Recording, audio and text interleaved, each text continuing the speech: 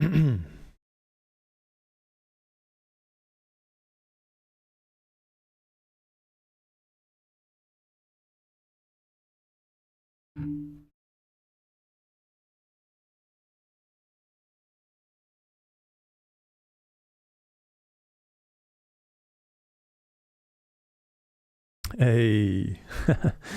how's it going, guys? Can you just confirm real quick if you can hear me? Is that all right?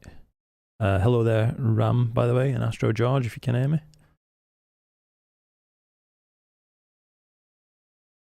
And KPMV, good to see you again, mate. Loud and clear, fantastic. Thank you very much.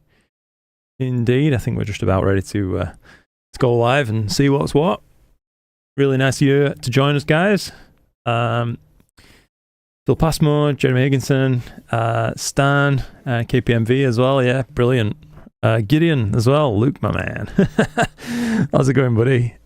So tonight, we'll kick things off. We've got a decision to make, I think, before we get started with anything. So I'll tell you roughly where we're at. Once we just finish saying hello, actually. Finally catch your stream. Sounds good. Fantastic. CSA Banks. Simon, how's it going, Simon? Christopher as well. I'm here, you can start.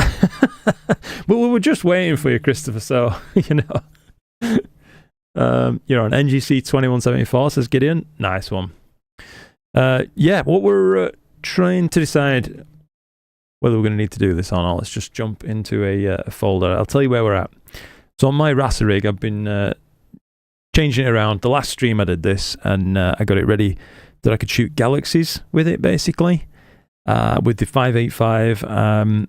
It's working really, really well, better than anticipated, actually. So I got, with an unexpected clear night and the live stream night so far, if I just open up an image for you on the screen, this M51.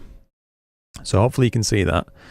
This is 486 1-minute subs at this point in time. I think it's looking pretty damn good already, I have to say. Do we add more time to this, get it up to maybe that 10-hour mark, 600 subs, or call this pretty complete? Because it is pretty complete. You can see most of the faint dust structure around the galaxy. I think there's a wider shot I've got for you as well. Yep, this one. So this is like the whole frame. Do we just say, you know what, M51's a done deal? Probably my best M51 to date so far, and this was just a quick processing effort, and go after something else? Or would you rather see me add a bit more time onto this? I don't know. Oh, Gideon, that's really, really kind of you, mate. Thank you so much indeed. That's really, really awesome. Cheers, mate. I'll just pull the chat on the screen. I've realised I've forgotten to do that, so let me just pop this thing out if I can, so people can see. Look at that. Thank you, Gideon. Thank you again, mate, for kicking things off like that. That's really, really cool. So let's just see. Sol Nebby's looking brilliant tonight, says Phil. Nice one. As it should be, Christopher. Yeah. Jewel McLaren, hi from Tennessee. Hello there, Jewel. Adam, how's it going, Adam? Nice to have you here, mate. Jamie, hope you're doing well.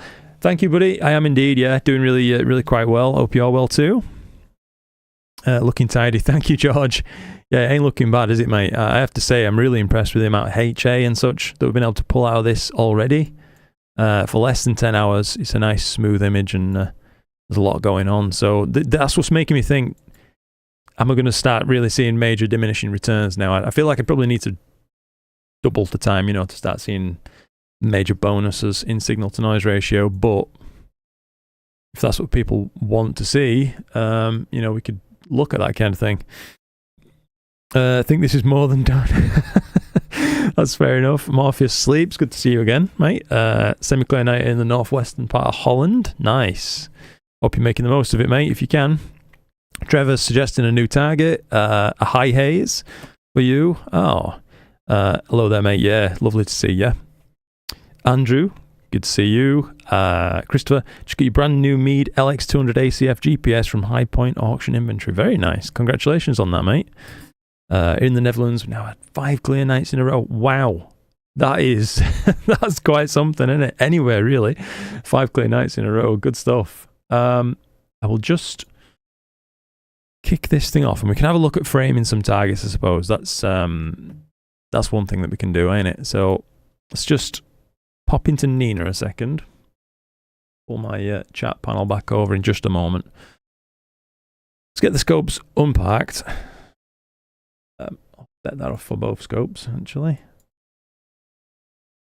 And then we can try to frame some objects and see what's what. We can also potentially, if I could ever navigate around my desktop, we can have a look at Stellarium and try to frame some objects up, perhaps. Simulate the field of view, you know, and see what we could potentially go for. We've got a small, well, I say small, reasonably illuminated moon tonight, actually, to deal with, but it's not desperately terrible, as you can see on the screen, hopefully.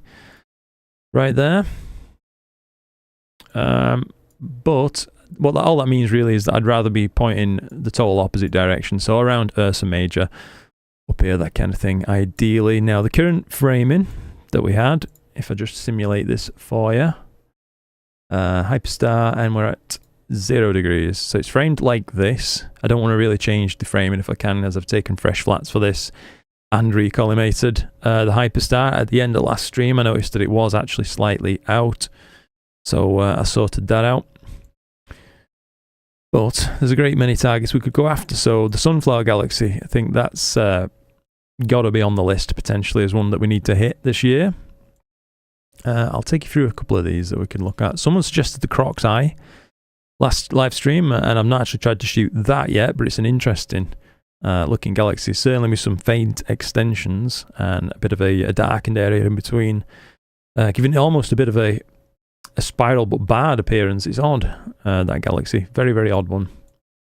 What else could we hit? M106 is a nice target. I've never been the biggest fan of M106, but it is there. We could potentially hit that. The Pinwheel, we are shooting that with the SQA. We'll be resuming that tonight. That does frame quite nicely in the Hyperstar, I will say. So that's an option for us, isn't it? Try to catch up with chat just very slightly. What do I need to set up for galaxies, Christopher? If you've got ideas of shooting, you know, long exposures with it, is it already a mounted LX200, this one, so on a fork mount? Because you'll probably need an equatorial wedge to get longer exposures, basically, mate. Auto guiding, if you don't already have that set up, that will be, generally speaking, a must. In your case, if you are looking at shooting through a Schmidt Cassegrain like that, you can often advise off-axis guiding rather than a guide scope, but I've had look both ways, so I'll just add that out there. Yeah, that's really the main things I'd say, mate. If you want to do, you know, long projects and not worry about field rotation, get yourself an equatorial wedge if you don't already have one. Oh, so it's on a fork with a wedge. Got you, Christopher. What camera do you have then? OAG with the fine focus motor. Okay. So you set up there. Make sure you ensure that your final focus movement is always going to consume backlash in a counterclockwise direction, by the way. On any of the SCT designs, that generally pushes mirror against gravity and ensures that the pinion that focuser mechanism runs on squishes any grease out of the way so there's no float happening. Ensures like a melt-to-melt contact point, so it minimizes mirror flop, that kind of thing. 1600mm Pro with a filter wheel. Okay. And which LX200 version do you have? Is it a 8-inch, 10-inch, 12? Bigger? Let's just see. Thank God I thought M51 was a live stack. Can you imagine? Yeah. That would have been incredible. Yeah, it's mirror locks. Yeah, mine does too, mate, but you can't really autofocus with mirror locks enabled, otherwise you'll strain your mechanisms if you are using a standard SCT focuser. If you've got a separate discrete focuser, then you can absolutely lock your mirror, mate, and leave that. But otherwise I'd leave them unlocked. So it's a 14. Okay, so you're going to have a very, very small field of view with the 1600. So whatever you do, I'd probably recommend shooting somewhere around bin 2 at the very least. bin one might be a bit overkill for you unless you have exceptional seeing conditions, Christopher. As to what to hit though, that's a tough one, mate, to be honest. Maybe the Croc's Eye, like we were looking at earlier on. You'd have fine focus on the camera ports. Oh, okay, so you've got the discrete focuser. That's fine then, mate, yeah. It seems like you know what you're doing then already, so yeah. Phil Passmore, always interested to see how much you have to add to get significant improvement. Yeah, mate, a double in, as I understand it, it kind of gives you about 0.6 times extra signal to noise ratio, not double, as it doesn't scale quite like that. Let's just catch up just a little bit. Kenneth, how's it going, Kenneth? Nugsy, our weather is basically your weather. Fair enough, Gideon. I can say that we've had a few pretty crap nights, to be honest, the past few, but one of the nights did unexpectedly clear long after I was like done with most stuff, so I just rolled roof off and gathered some data rather than doing anything special, and that's what led to that big M51 shot already, you know what I mean? Debo Webb, evening all, evening mate, stuck in, so stuck in work, so no imaging tonight. This will have to scratch the itch. I hope so, mate. Yeah. Totally automated shipping that Starfront. Very nice, Christopher. Let's just pop over here then. Well, so I guess if people are happy with M51 where it's at, I think I am probably too. It would maybe be nice to get it to 10 hours, but you know, for what reason, I guess. Vacuum cleaner galaxy. This is always the tough part now, picking the next object. We've got some good data already on M81, M82, and I'll show you where we're at with that as well, actually. Let me just pull up my screen. So M81, M82 with the Hyperstar. This is 274 2-minute shots. There's a ton of the IFN, Interstellar Flux Nebula, been captured in this thing. Loads more than I anticipated, to be honest. And we've ended up with some lovely detailed shots. I'm sure that's coming through even through YouTube compression, but this was just UV-IR cut. One-shot color camera. Can't say fairer than that.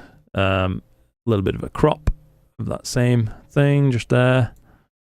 Yeah, happy with that. This is some more data that will be coming your way, by the way, guys, so you can have a go at processing it and seeing what you can pull out as well. I think a little bit later on as well, we'll take a look at the Discord perhaps and see what people have been getting up to on there. We can have a little bit of a catch up. So if you've been doing something in particular and you want to share it with the rest of the stream, feel free to join the Discord and you know, post your results in there. That would be cool to see. This is the tough bit though, isn't it? What the heck do we pick to shoot next? We have to pick soon, I suppose, as we are going to be getting into burning night sky time now, but it's tough. I'm thinking potentially we could just go good old M101, you know what I mean? It's always an option. Or do we do something new? Croc's Eye. I'll wait for some feedback from you guys, see what you're saying. ARP329, that's tiny, isn't it, I think, mate? Probably ARP, oh crikey, 329 Galaxy Cluster.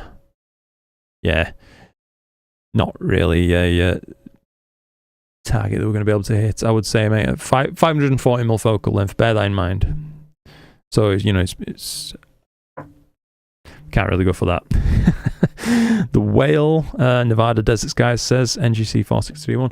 Let's just find out where the Whale is situated for us right now. I think it could be, is it like down here? It could be a bit low. Whale Galaxy. I don't know, a little bit higher than that, but it's still pretty low. It's possible we could get that. Would that frame any better? No, it's just about the same, isn't it? I'd have to go with some sort of custom rotation for this to get these comfortably fitted in this camera. It would be nice to get both, wouldn't it? The Whale and the Crowbar. But even if we did go just Whale, there it is. It's not a bad suggestion. I think we'll probably wait a little bit longer in the season for that one. If it's all the same to you, that would be my preference. I wish I could just decide. Do you know what I mean? The owl. That's a nice nebula. Surfboard next to it. Another cool little target. Let me just... Whoops, he's quite behind already. I will catch up, guys, yeah. Just while we're having a little think about what to do, and then we'll kick things off. KU Astro, good evening, Luke. Good evening, mate. Call live stream, good on you. Right when you're discussing SCTs, yes, indeed. Is it a field flattener without reducer for a C8 that you know of? Ooh, don't know, to be honest, mate. Oh, thank you, Gillian. Up for the whale, sooner or later. Yes, it's one of those that definitely want to hit that, Gillian, for sure, mate. Good to see you, by the way, in another live stream. The Silver Sliver Galaxy. I think that is in my trees. Let's just have a little catch up really quickly. Daniel, how's it going, Daniel? Sean, nice to see you. Astro Cop, hello. I think you're a part of the Discord, aren't you, as well, mate? If memory's serving me correctly. After tonight, you're going to have 42 hours on M81 and M82. That's a monstrous project. Good on you, mate. Keith Jennings, nice and clear in the West Midlands, taking 300-second shots of the Rosette this evening. Very nice. Tony Kingston, evening, Luke. Caught one of your live streams at last. How about Macarian's chain? That certainly is in the trees, unfortunately. I've been thinking about what to do with those trees, to be honest. They are blocking off a hell of a lot of bloody targets for me. In case you're wondering about which ones I'm talking about, let me just whack open my streaming software and I'll try to show you. But Skycam, yeah, you can see at the bottom there, just finishing basically southeast, I'd say, is the edge of those trees, the far right edge, and then they block off a lot of sky because they're quite tall. So objects that are rising, and they're going to pass through meridian, of course, as they hit due south, we can't get on them until they're out of those, which is a bit of a pain, unfortunately. You're in the Discord. Yeah, I thought I'd seen you knocking about, mate. Yeah, nice one. How's it going, John? Hope you're keeping well. Pim, Thor's helmet. I will show you, Pim, where we're at with Thor's helmet, mate. Thor's helmet.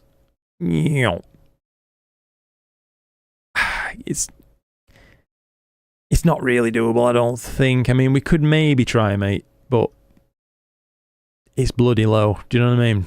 I mean, Orion's low for me, and that's even lower. I don't know. All depends what you guys think as well.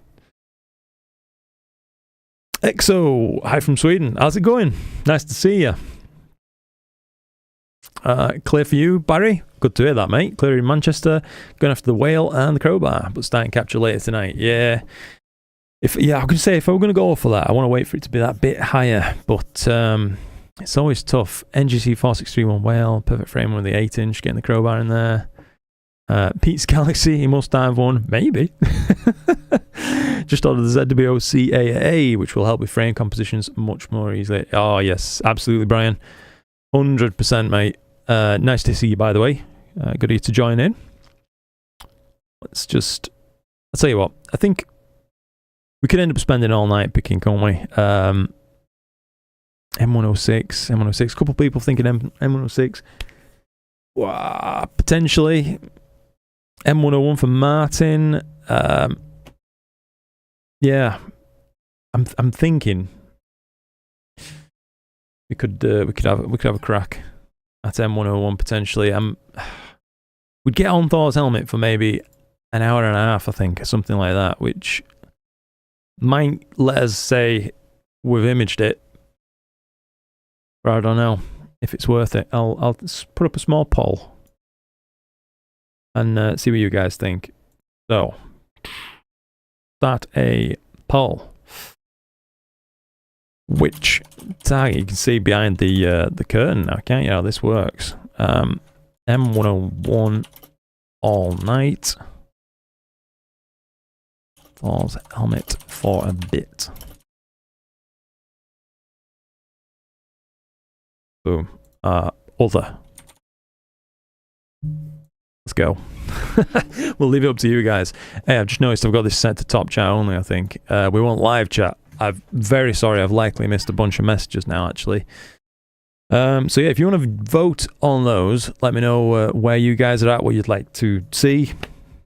Ultimately, by the way, your decisions do matter on this, because this data will filter its way down for anybody interested in trying it out as well. So once we finish as captures, I do make the data available for people to use.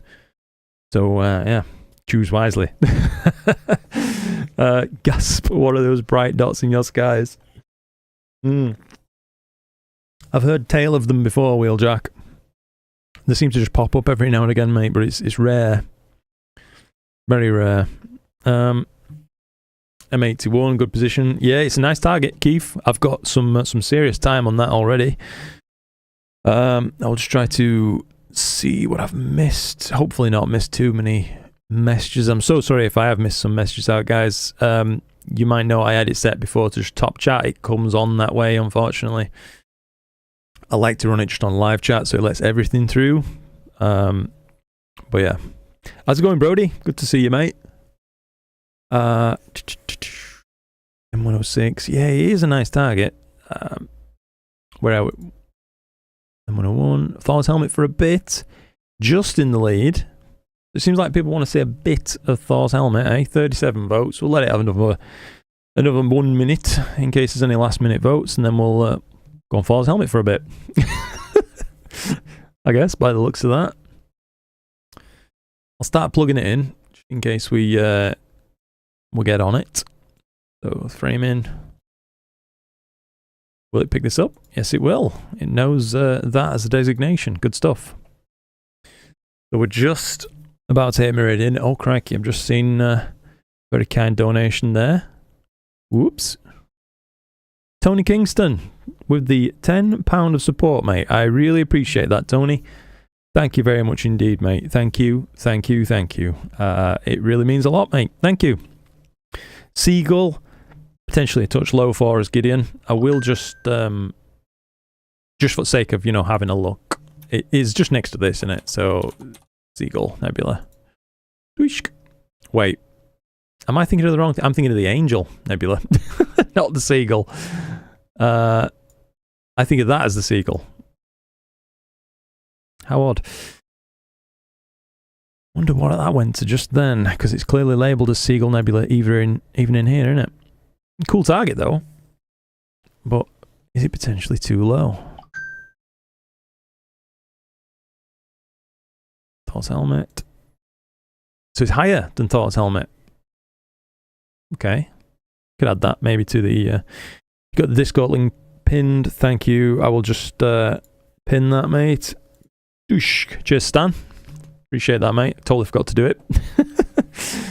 As you do. So I tell you what, we'll try Thor's helmet, see how it frames. If it looks garbage, maybe we could try the Seagull. I'll try a different poll. But we can just dive on this now for a bit. I think... How about we try and get these two small clusters in as well. Barclay 36 and Hafner 6. That should... I try to put my head back so I can imagine how this might look. Yeah, Saloon Center. I guess we'll add that to sequence, legacy sequence. So we're just running a good old classic Looper-Rooney. You know what I mean? Cool, unpack, meridian flip. Yes, slew to center, start guiding, autofocus on the start, every degree.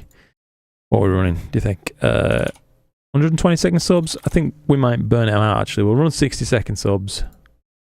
Divot every 5 minutes. Yeah, probably work with that, I suppose. Oosh, let's see what we get. I'll catch up with chat a little bit now. I will indeed, actually, before we do that, because I realise I'm wasting time on this other rig. This could be up and imaging already.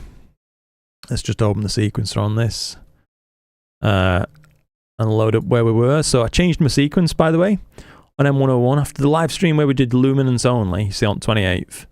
I updated it after, I think it was after the stream, to do LLL RGB, and then I decided, nah, I'm actually going to do LLLL RGB hydrogen alpha. So that's the one that we're actually running these days. So yeah, we could have actually started 20 minutes ago or something. Oh well, never mind. We'll let that thing kick off. I was really impressed by how that data were looking, by the way, from the little SQA. Let's just see. So we're cooling, kicking that off, and then we can see how things go. I will catch up now. Thank you again, by the way, Tony. Thank you, everybody who's already donated so far. You're very, very kind indeed. Really, really appreciate it, guys. Really nice of you to come join me, actually, and just spend some time. That's always cool. What about the cat's eyes galaxies? Cat's eyes. Which is that now, mate? I'm trying to bring it to mind, Daniel, but I am stumped. I'm drawing a blank, mate. Cat's eye galaxy? Yeah. In my northeastern sky, decent position. Croc's eye is what's popped up, sometimes known as cat's eye. Never knew it had a second name like that, mate. I've always understood it with Croc's eye. Is that the one you were talking about, Daniel? We'll just pop Nina on so we can hopefully see what's happening in a moment.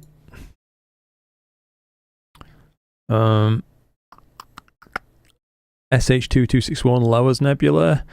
It's a pretty target.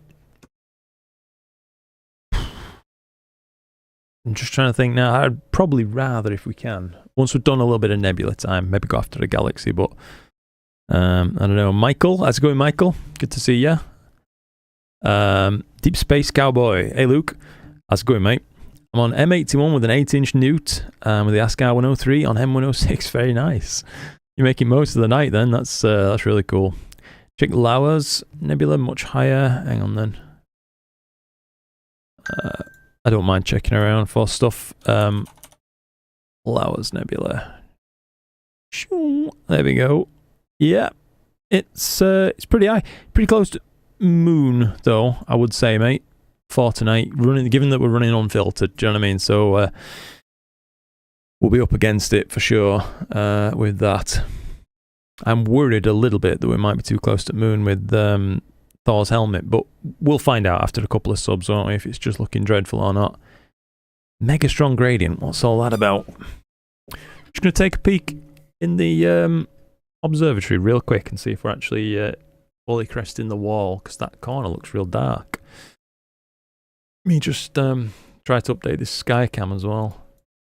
Hopefully this will reload at the proper time for you guys. Yep, there we go.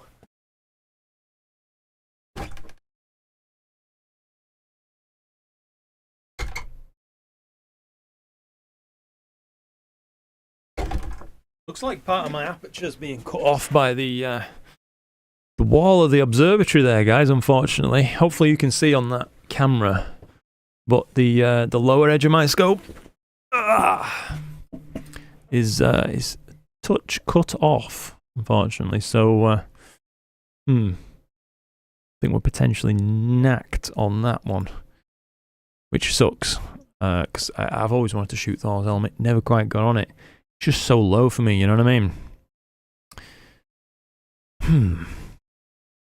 That's thrown us off. I guess I can end that poll anyway, as that is. Let's just stop this sequence. We're wasting us time there. I'm afraid we will have to pick another target. That sucks. England, mate. Northern England. Nevada Desert Skies. Just seen your message there. Yeah, sorry about that, guys. I would have wanted to go on Thor's helmet there for a bit too, but even at its highest, you can see right there on Nina, we're going to get no higher, really. We're at 23.02 degrees right now. It'll pass Meridian at 23.03. So, we're just a bit stuck. Bugger. IC443. Is it too close to the moon tonight, mate? I think that. I don't know. IC44. That's jellyfish, isn't it? Jellyfish Nebula. Yeah, it's pretty darn close. No good, unfortunately. Let's try to keep it east. I'm just going to go take a sub on M101 and we'll see what that looks like for now. So, get rid of that. Framing. Like, this gets us started at least, then we can talk about other stuff. And, you know, it's one of those targets I do want to hit anyway. M101. Come on, Lukey boy. The force is not with me tonight. I'll just catch up on chat properly in just a moment, guys. You know what it's like when you're setting things up. You need all 3 of my brain cells to be functioning. Alright. Don't mind that framing at all. Just as is. Happy with that. Make another legacy sequence. Loop. Get a bunch of subs. We can go a bit longer on this, I think. It's a pretty faint core.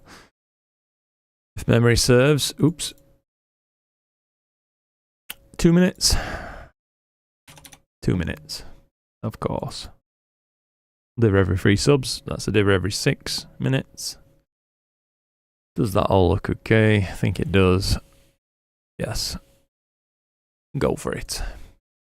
Let's see if we can make some more headway on something like this, eh? Sorry about that, guys. I know you voted for Thor's helmet, but hopefully you could see on the camera the problem that we were going to face right there. Part of the telescope's aperture being blocked by the observatory wall, unfortunately.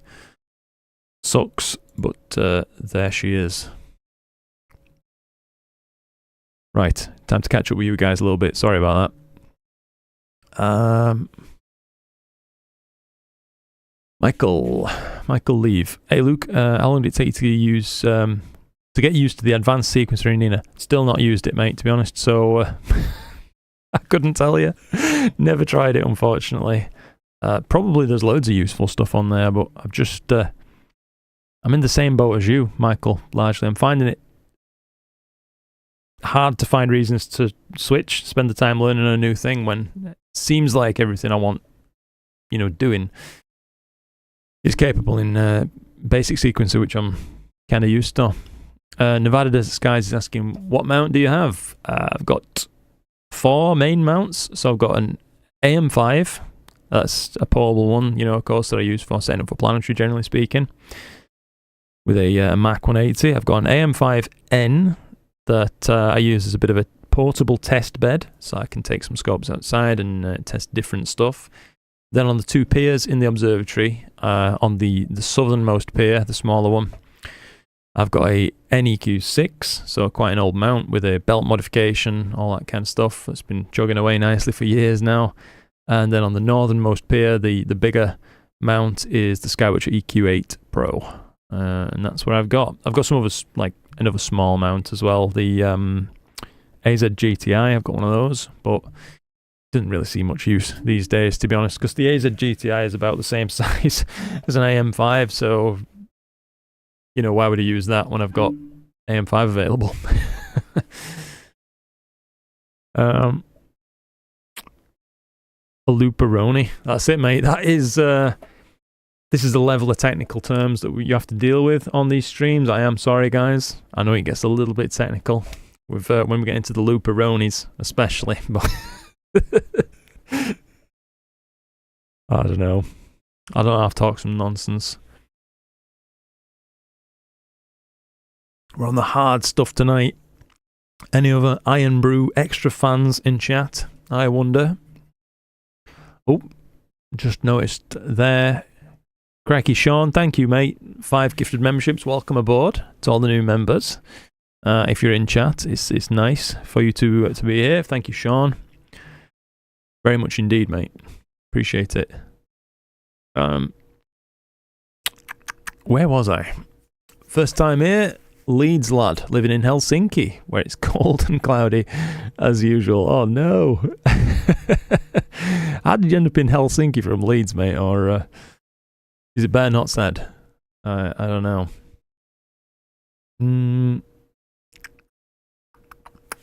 Ooh, yes, I was here on a Looperoni. There we go, Cosmic Ray.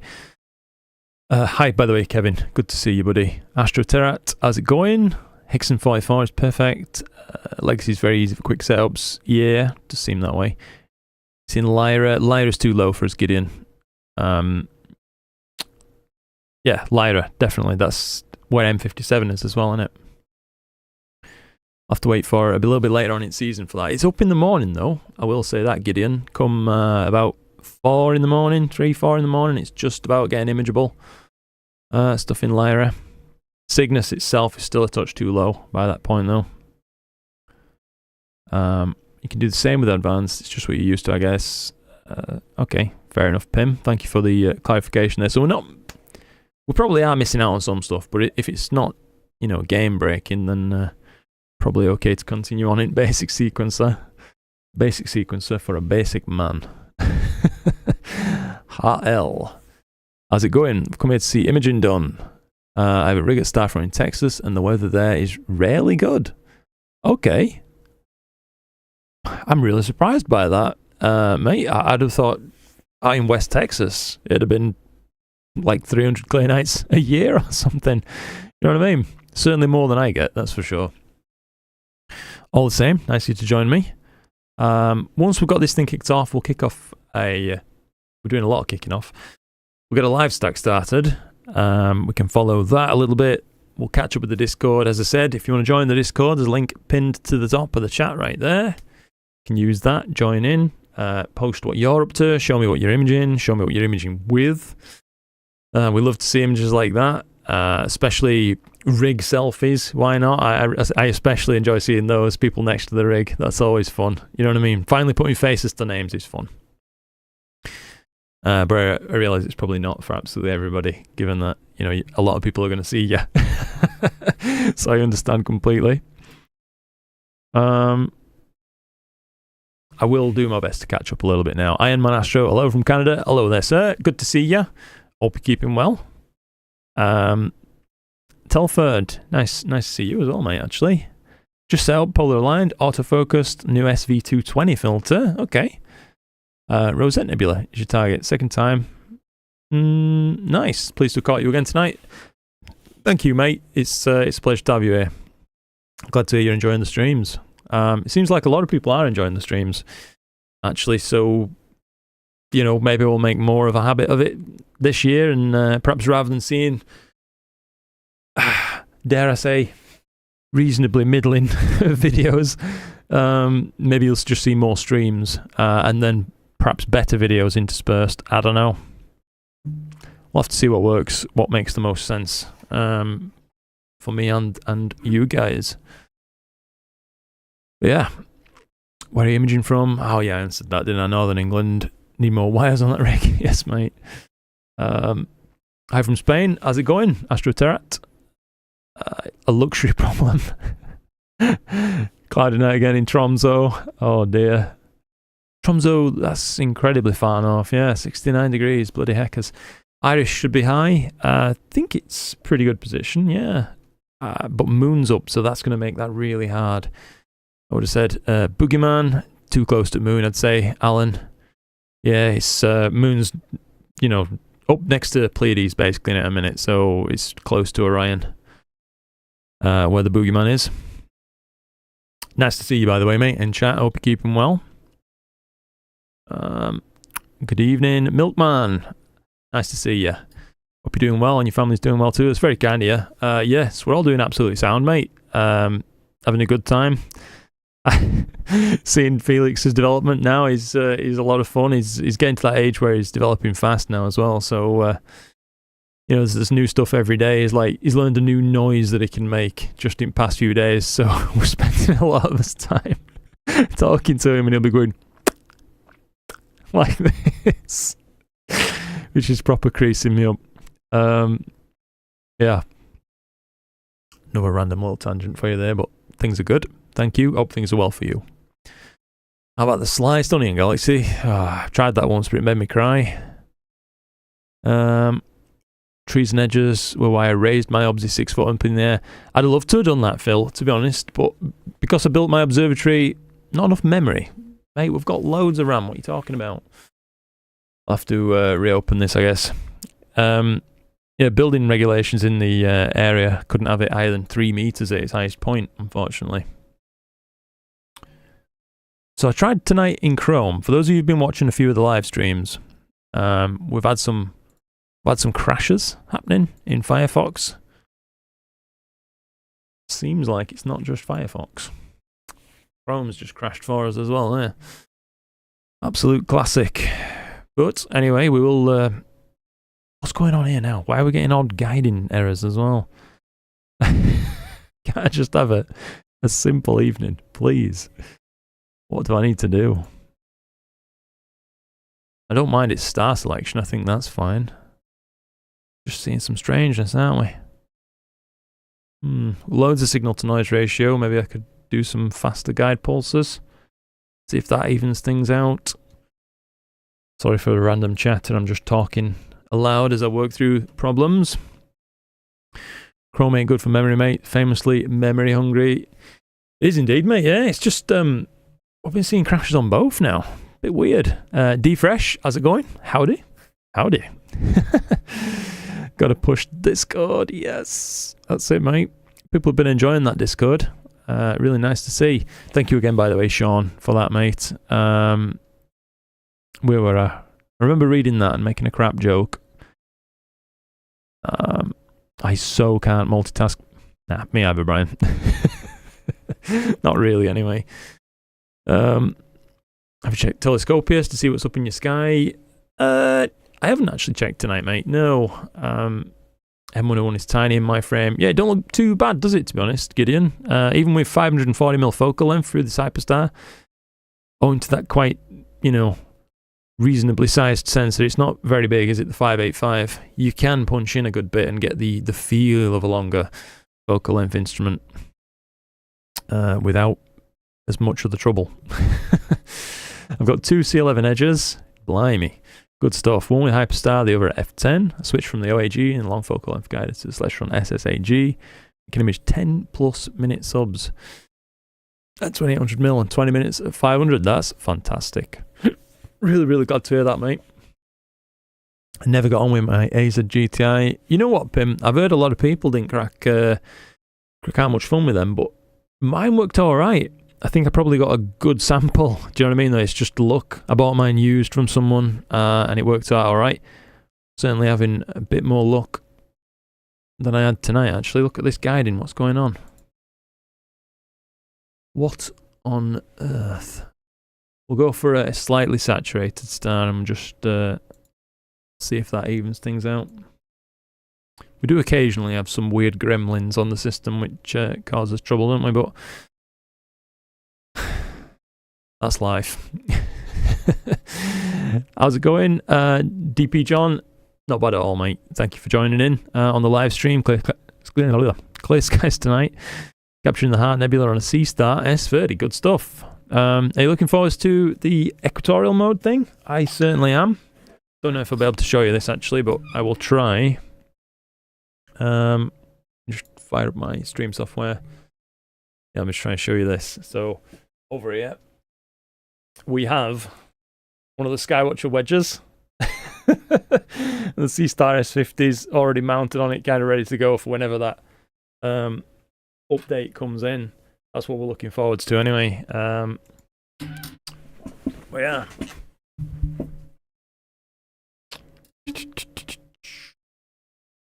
Yeah, looking forward to that EQ update. Have you tried an SSAG yet? I haven't, mate, no. Not at all. That's what comes out our taps here in Scotland.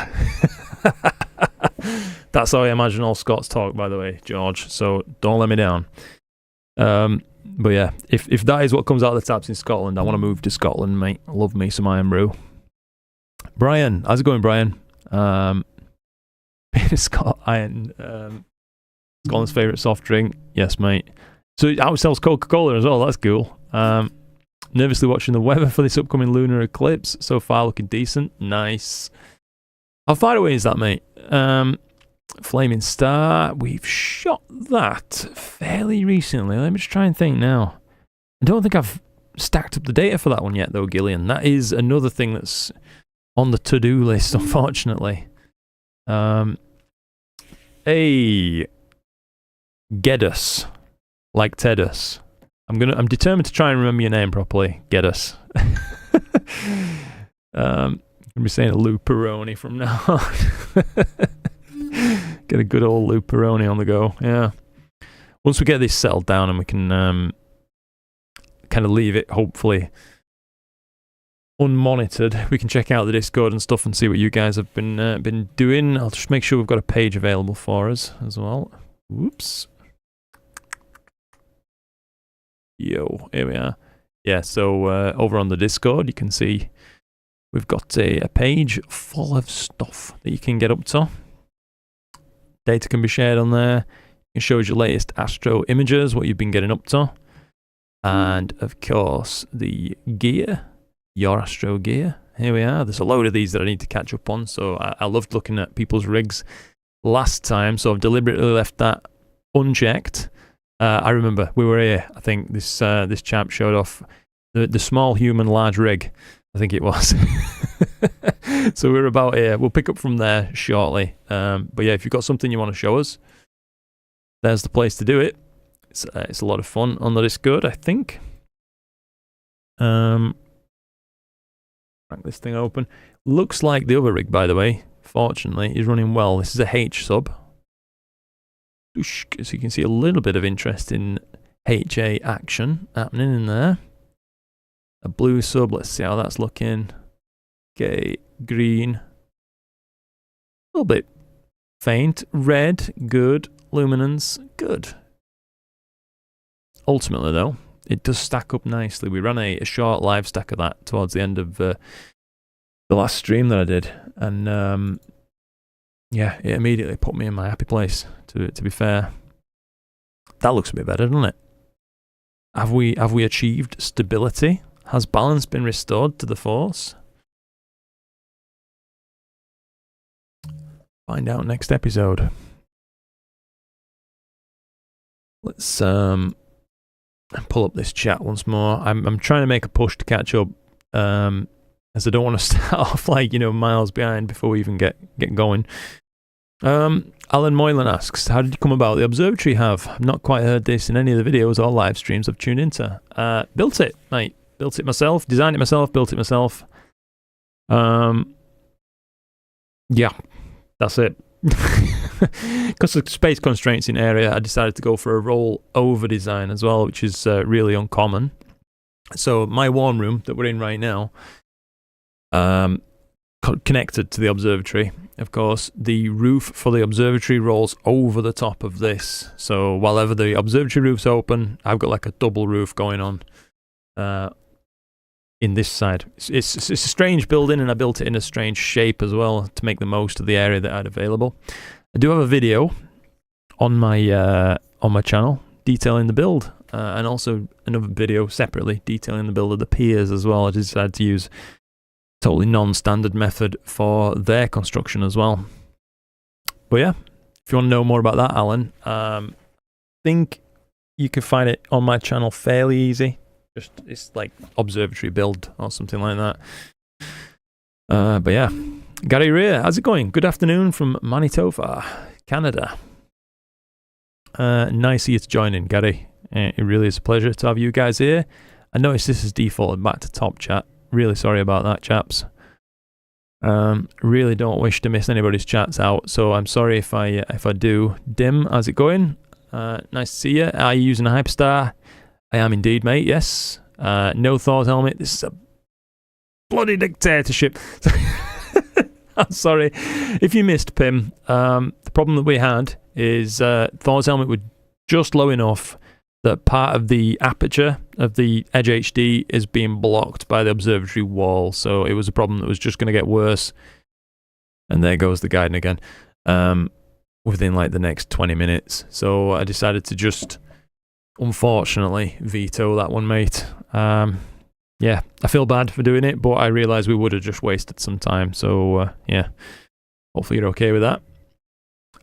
Very sorry for anybody's messages I've missed. I'm sick of this thing going back to just top chat only. It's really weird. I'll tell you what, if we can't make these 2-minute subs, we are going to have to just pull it back to 1 minute for tonight. There's clearly some strangeness happening, and I'm not going to have the time to figure it all out, do you know what I mean, in just this one. So think that's what we'll do. We'll end up with a decent keep rate, I think, with 1 minute subs. So let's just change that back. Save that as is. We don't need to do that. We can just start guiding and shooting.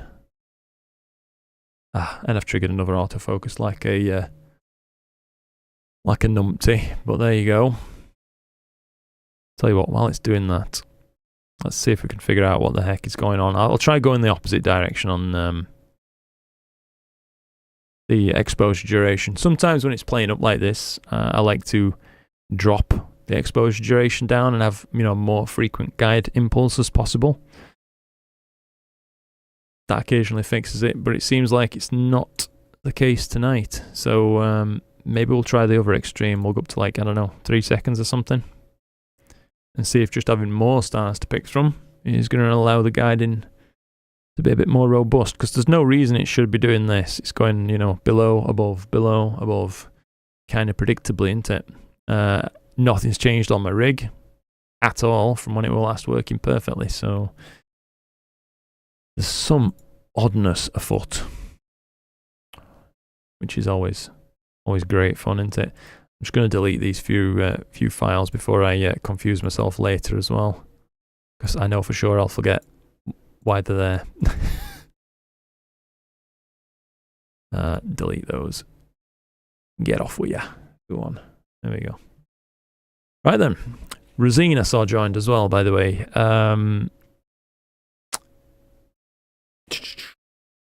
Hi Luke, hi chat. There we go, yeah. How's it going, Ruz? Nice to see you, mate. Hope you're all getting some clear nights. Hope you're getting some more clear sky as well, mate. I know you were working on a pretty beefy project, weren't you? Be good to see how that turns out for sure. Can you put a link to Discord, please, Luke? Says Tony. It should be pinned, mate, at the top of the chat panel for you. So right there, Discord GG, and just click that, and it'll take you through to the Discord. Is that what you mean? As Pim just said, actually, as well. Just realised. I can ask all the questions I forgot. Deep Fresh, howdy, mate. Said to shoot some video on the moon and Jupiter also. Nice. Forgot how big video files are. Even through the 585. They're huge, aren't they, mate? Yeah, planetary videos just a bit intense if you're using the full frame size. I often use a really tiny region of interest when I'm trying to do stuff like that, but not always possible, is it? Especially if you want to do some moon work. It was a dad joke. I am working on my dad jokes. I'm trying to get a little bit ahead of the curve, you know what I mean, before Felix can start to understand them. All good. Glad to hear family's well. Fantastic. Royal Mail let you down today. Oh no. Ugh. That sucks, Alan. Royal Mail owes you one clear night then, mate. At least one. Richard's Astrophotography. Hi Luke. Hi all. Good to see you, Richard. What a week we've had. Cable snag and breaking your AM5. No, but luckily got away with it. Currently on MM82. Not the prettiest of galaxies. Fair enough, mate. Well, at least you got away with it. That's the key thing. Geddes is asking, Luke, did you use an ASI 6200 one-shot colour for your last M33 image? I did, indeed, mate. Yes, it was a... try and find an image for you. Here you are. So it turned out like this. It was, I think, about 4.5 hours or something like that. I made the data available as part of one of the processing challenges. Triangulum Troubles, this one. And it was shot with the Player One version of the 6200, if you like, an IMX455 based Player One Zeus C Pro. Just UV IR cut filter, bottle 7 skies, low bottle 7, and we still got loads of interest. This was taken with the reducer, by the way, F7. I'm not crazy about the reducer myself, but I can see how it is useful. I think this scope is really at its best either with Hyperstar on it or at F10 native, just personally. Gremlins, yes, Mike, absolutely. Just never-ending bloody Gremlins lately. Well, at least this stream. I say lately like it's happening all the time. It isn't really. Most of the time we're pretty lucky with gear, but this stream, it's been a rough start, I will say. It looks like the other rig's just plugging away nicely, though. You know what I mean? Nothing going wrong really. It's guiding okay. Can't really complain. Is that wind or a cable? Causing these tugs, mate. I don't know. It shouldn't be wind. I think it's pretty calm here tonight. Wait for clouds to go away. Says Pillars of Creation. Use an AM5 and a Founder Optics triplet. Very nice. Hopefully the clouds clear for you soon, mate. Richard's Astrophotography asks one question, Luke. Is do you cover the scopes up in the obsi when it's closed up, or no need to? No, Richard. I leave them uncovered, generally speaking. If I know I'm going to leave them covered for absolutely... Sorry, if I'm going to leave them unused for absolutely ages, then I will put a towel over them, kind of thing, just to protect them from a little bit of dust. But certainly no like tight-fitting covers or anything like that. I've had it before where, with the observatory cold room design being as it is, air can pass straight through quite quickly. So you get a continual exchange of air, which is good, of course, for keeping damp under control. But it also does mean that, you know, if you do start to get a large change in temperature, the air temperature changes a lot faster than the metal on those scopes, on those mounts and things like that, and you end up with stuff dripping, like getting wet, literally from condensate. So I try to leave it as drafty as possible, effectively, in there. Hence, no big covers. Hopefully that answers that for you, Richard. I'm not impressed with the SSAG except for this initial setup. Reach out on Discord if you want more. Fair enough, Mike. March 13th, 14th is the eclipse. Thank you, Brody. I realised I asked that question ages ago, didn't I? But I'm doing my best to... Oh, I've just missed this as well. 211 Milkman gifted 20 memberships. Blimey, thank you so much for that, mate. Really, really kind of you. Welcome aboard to all the new members. It's really, really lovely to have you here. We will be taking a check at the Discord and all the stuff coming up shortly. It seems like as guiding's improved a fair bit now, so hopefully we'll start getting some usable data from this and we can run a live stack as well in tandem. That'd be cool. But yeah, welcome aboard and thank you again. Milkman, that's really, really kind of you, mate. I do appreciate the support. I certainly do. Hey, Matthew, nice to see you again, mate. Great to be here again with you all. Currently on IC342, the Hidden Galaxy. Oh, that's a pretty target, isn't it? Yeah, that is a nice one. Let me just about caught up, I think. Just about caught up. I'm on C48 tonight, says Jeremy Higginson. Things are going well. Good to hear it. Hooray, you've got it. Sorry, I'm really late here, Get Us. But yeah, I've got it. I think I've finally remembered it. And I think it's because you mentioned Get Us like Ted Us. That it just stuck in my head a little bit.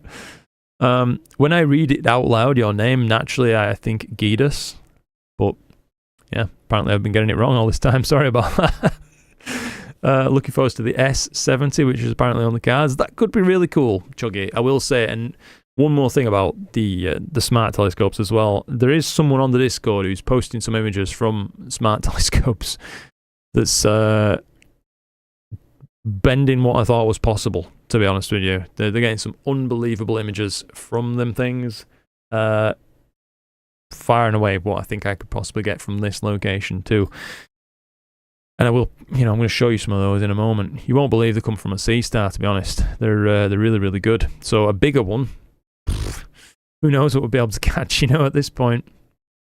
Going to try again today. Starship, cool, at 5:30 CST. Just jinxed it with a stability comment. I think I did, Mike. Yeah, Edge just crashed on your side. Damn. We had, I don't know if anybody else experienced it, but we had a massive outage on Outlook as well. Email just went kaput, wanted everybody to sign back in, you couldn't. A few days ago, don't know if that affected you guys, but affected everybody I knew.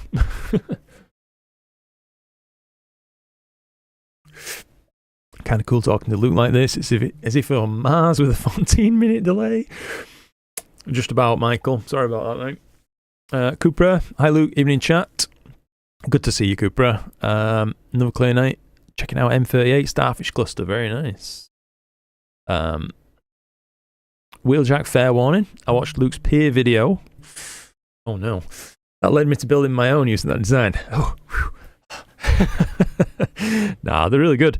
That leads to a deck around it, which leads to walls and a roll-off roof. This is sounding suspiciously like you built an observatory. No, I'm really glad if the peer video genuinely was helpful to you, mate. That's awesome to hear. Guidance 076 at the moment. Fair enough. Some shark teeth for some reason. Yeah, it's really annoying, isn't it, when it starts like sawtoothing that graph. I just think, Currently, it seems like we're not having any huge overcorrections. It looks like the pulses that are sent don't send it necessarily, too far, one direction or the other. It's just about enough. So I like to try and be conservative on those settings if I can. As if you go over the top with the aggressiveness, your pulses are larger and it overcorrects, so you do end up then with a true sawtooth, don't you? But what we were seeing there is, I don't know, something else. It seems to have gone away with longer guide exposures though, so maybe that settled it. I don't know. I'm reluctant to say now, because like Mike mentioned earlier, I could well curse it.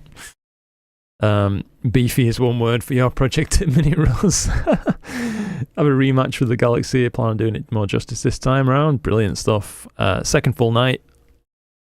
Nice.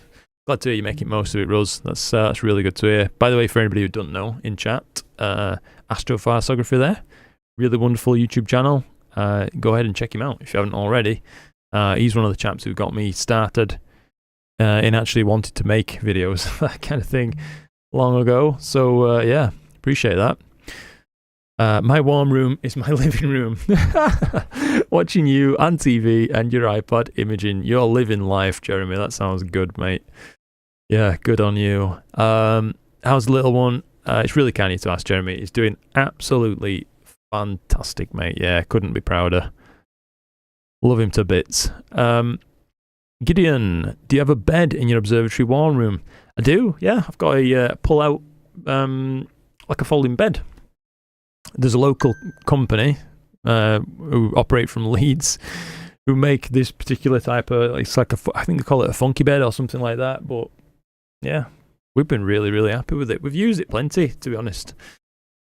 Comfortable, good. And it's a couch when you need it to be a couch.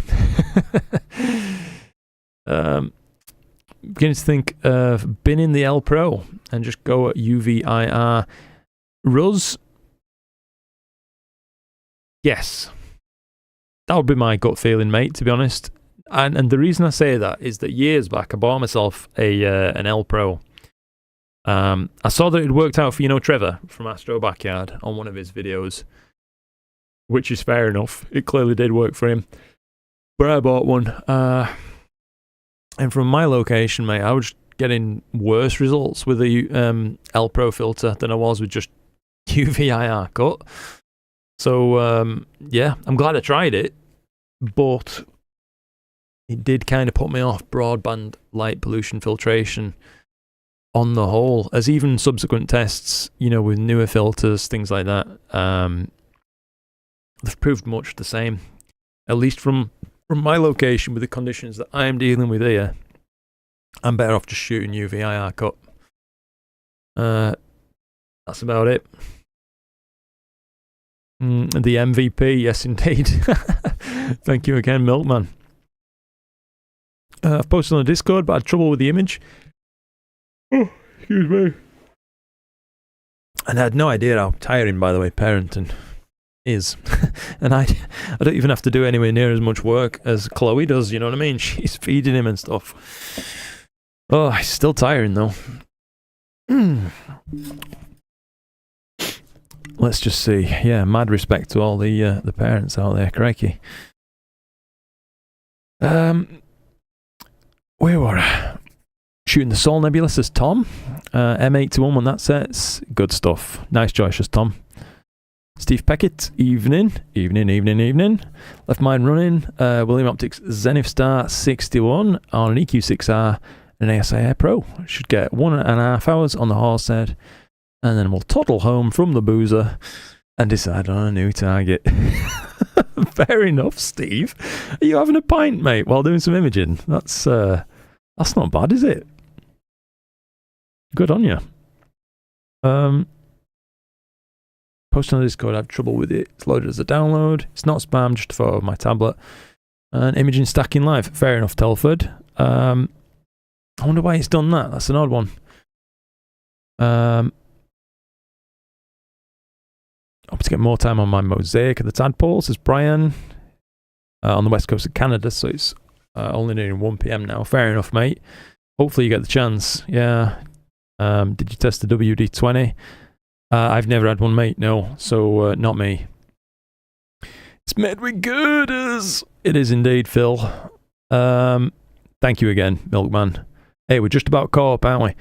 Apparently there's an update to the Edge browser. I've not actually used Edge, to be honest. It's always been, well, Chrome for the longest time, to be fair. And then we got on with Firefox just recently, giving that a go. But it seems like both kind of throw a bit of a shit fit after a while of streaming on YouTube. Very weird.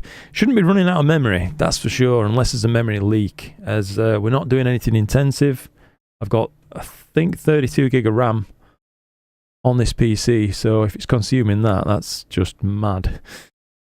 But yeah. Let's just see. Guidance chopper this evening also. Very odd.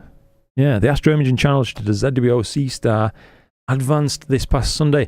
Yes, they did, Mike. Yeah, I'd like to shout them out as well, actually. Astro Imaging channel.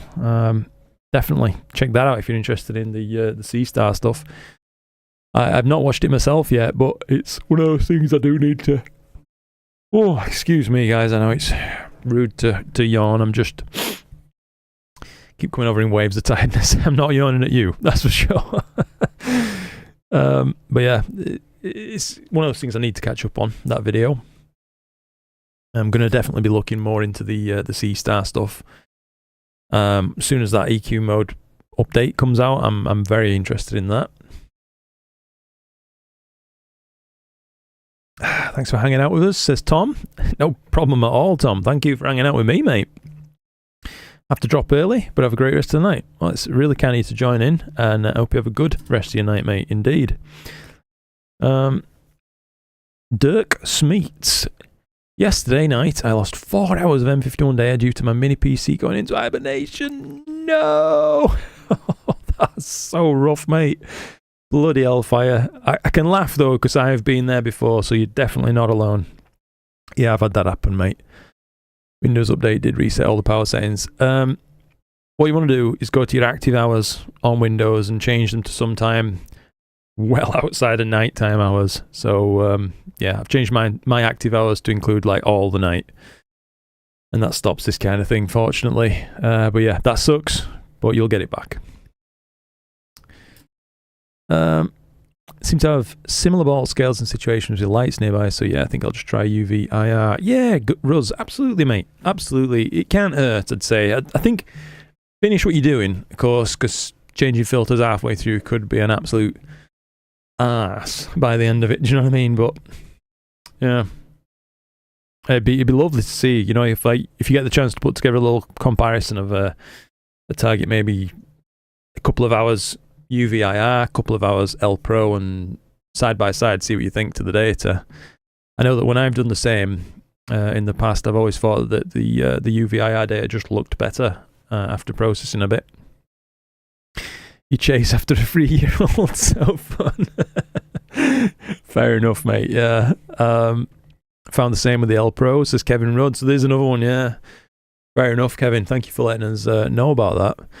Rose was just saying, emailed the local parish, who then got in touch with the company who maintains the street lights, and they're going to ask the council if they can put shields on my street lights nearby. Fingers crossed. That's cool. Yeah, mate. There's no reason they shouldn't be able to. As far as I know, it's not like an outlandish request. Of course, people who live on streets with street lamps oftentimes have poor placement and lights going straight into your windows. So, if blinds aren't an option, shielding is. It's something they can do pretty easy. M101 again, H alpha. We've got some H alpha actually going off on this one, Locaton, on the much smaller one. So it'd be interesting to see what M101 actually shapes up like on the little mini mono rig versus the Hyperstar 585 rig, you know what I mean? But yeah, no discrete HA is being shot for this, mate. It's just UV, IR filtration. I will try at this point, by the way. Let's kick off a Sharp Cap Live stack. Get that thing going. Now we've caught up with chat just a little bit. Folder monitor. Let's point it to the latest one. And I think I do have some fresh flats that we can apply as well. Make this thing look a little bit tastier. Blimey, it don't have lag out when it's trying to do the source folder like this. Wonder why it is. Nina and this is the wrong PC. I'll have to jump over to the current Hyperstar one if we can find it. There we go. Users. Sorry about this, guys. Okie dokie. I should find that. Now I definitely took some flats, so let's find those as well.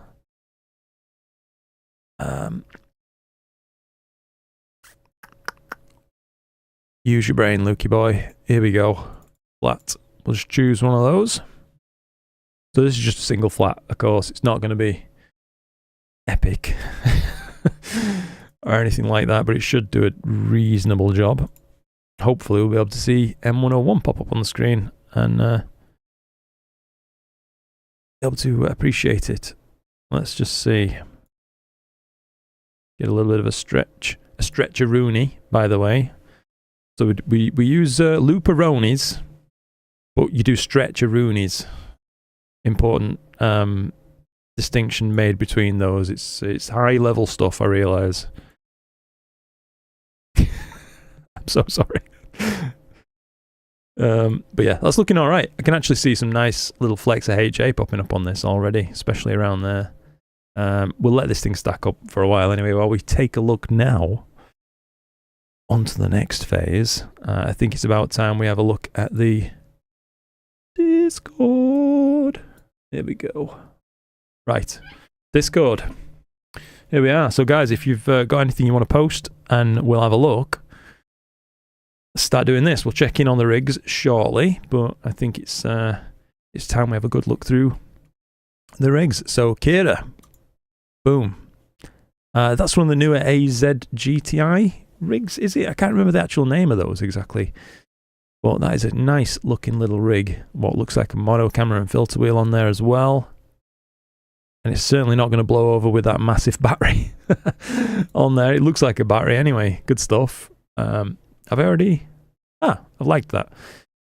Ankalim, AM5, what looks like a Red Cat 51, I want to say. Mono rig, filter wheel, 30mm f4 guide scope, lovely stuff. Lovely, lovely, lovely.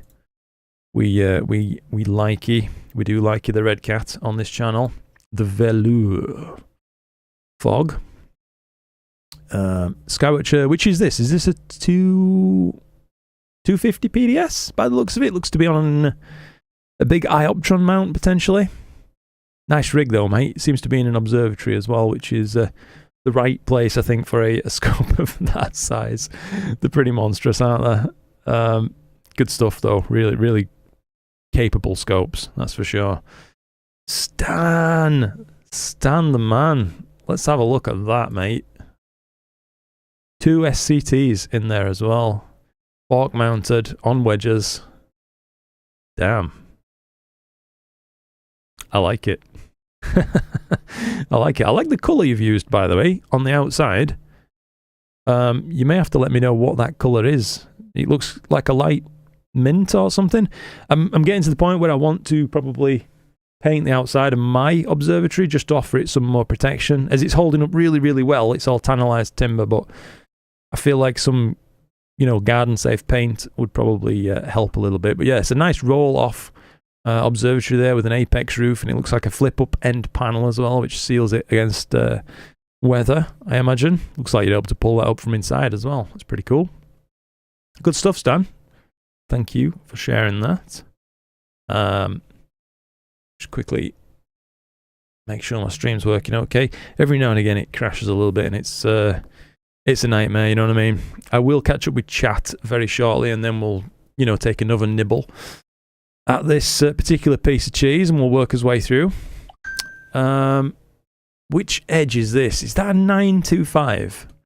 I want to say, looking at the size of the dovetail and such. Or is it bigger? I don't know. It's hard to tell. Very pretty anyway. Looks lovely. Little mono camera on there. It always looks alien. These harmonic mounts requiring effectively so little counterweight, and it's just there to take off some of the strain, I suppose. It's not really meant to counterbalance, is it? So it just looks weird, but it's proper. I like the pier, by the way, too. That's a nice bit of kit. I do wonder, Lasse, do you ever have trouble with the deck heaving through the night? So let's say if you set the polar alignment on a night and then it freezes, naturally, you know, it's going to affect these boards too. I've tried setting up on decking before and never had any real luck. You can set up your polar alignment perfect, you know, and walk off your decking and you knock it. Temperature drops and it changes, and yeah, it's just been a bit of a nightmare for me. So it'd be interesting to hear if in chat you could let us know how that works out for you. Maybe my decking was just garbage. It could absolutely be that. We're on to the new stuff. Get caught up a little bit. I will just hang about. Here we are. Noddy, how's it going, Noddy? Nice to see you here. Dim has added some pictures taken with C-Star S50, waiting for the update too. We'll absolutely get to those. Yeah, we'll absolutely get to those. As for parenting, it doesn't get easy. It just gets different. No! Nah, honestly, mate, it's tiring. Of course it's tiring. Everybody says it's tiring for a reason, don't they? They're not bloody lying. But no, I'm so on board for it, mate. I absolutely, I'm loving every minute. And especially as well, the position that I'm in, thanks to the support from you guys, means that I can spend loads of time with my young family, which I'm very, very thankful for. I really am. Yeah. I'll stop. I'm going to get emotional.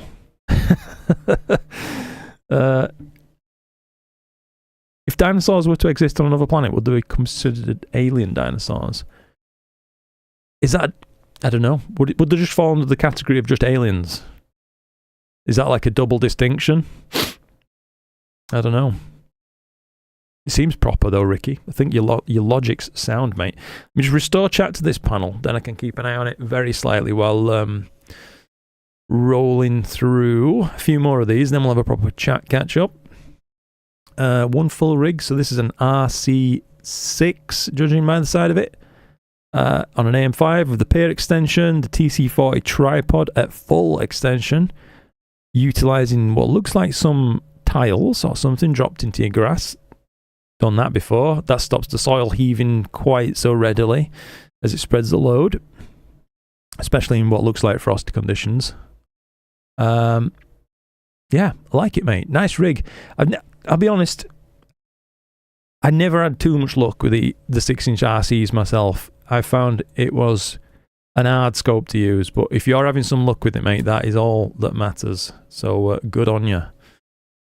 Good on you. This is a pretty rig. Blimey. All the red. All of it. That looks like... Is that one of the new AM5Ns? Yeah, with some through-head mount cable in there. Yeah, lovely. That's totally in keeping as well, isn't it? With the William Optics red. Damn. Nice setup, mate, I have to say. And it looks like just off the side there, you've got an ASI Air as well. I assume where all the cables are going. Nice bit of kit. One of the duo cameras. Is that a duo? Looks like it says duo. Why the decision to run a guide scope as well? And if you've got a duo camera, I do wonder. Well, this is one of the WIFD internal focuser designs, isn't it? Very nice stuff. Very, very, very nice. By the way, I like your cabinet. Don't change it. It's good. I like me some classic classic wood. Kira, an update from Kira. What's this then? Is this an Edge HD 8? 8, yes, very nice. Lovely scope, Kira. I think you're going to have a lot of fun with that. So that's on an AM3. Okay. New gear I got just a few days ago. Damn. Looks like it's got the heater installed on that as well. Little piece of advice. I guess you haven't asked for this, but I'll give you it anyway, Kira, just to save some trouble down the line, potentially. The Celestron dew heaters on the front, they work fantastic. They're a bit bloody strong, I will say that. So you're probably best off trying to run this through a controller if you can, and lessen the amount of total power that reaches it. I used to try to run mine at full power, but it's a bit much. I found it a little bit much. It can actually put pressure on your corrector plate and cause strange artifacts to appear on stars. So there is that. But yeah, that's a lovely setup. I've got to say again, it looks absolutely crazy to see it supported like that without a counterweight. But this is harmonic mounts, isn't it? If it's not going to blow over in the wind, it should be okay. Generally speaking, Milkman's setup. Ooh, didn't leave a hat on that. Everybody's all the love for everybody. Milkman's setup. Let's see my setup. Ascar 71F. I remember you talking about getting that, Milkman. Yeah. 490mm f6.9. Player 1 Uranus C Pro. IMX 585. Yeah. Sitting on your EQ6R Pro mount. Nice. Yes, indeed.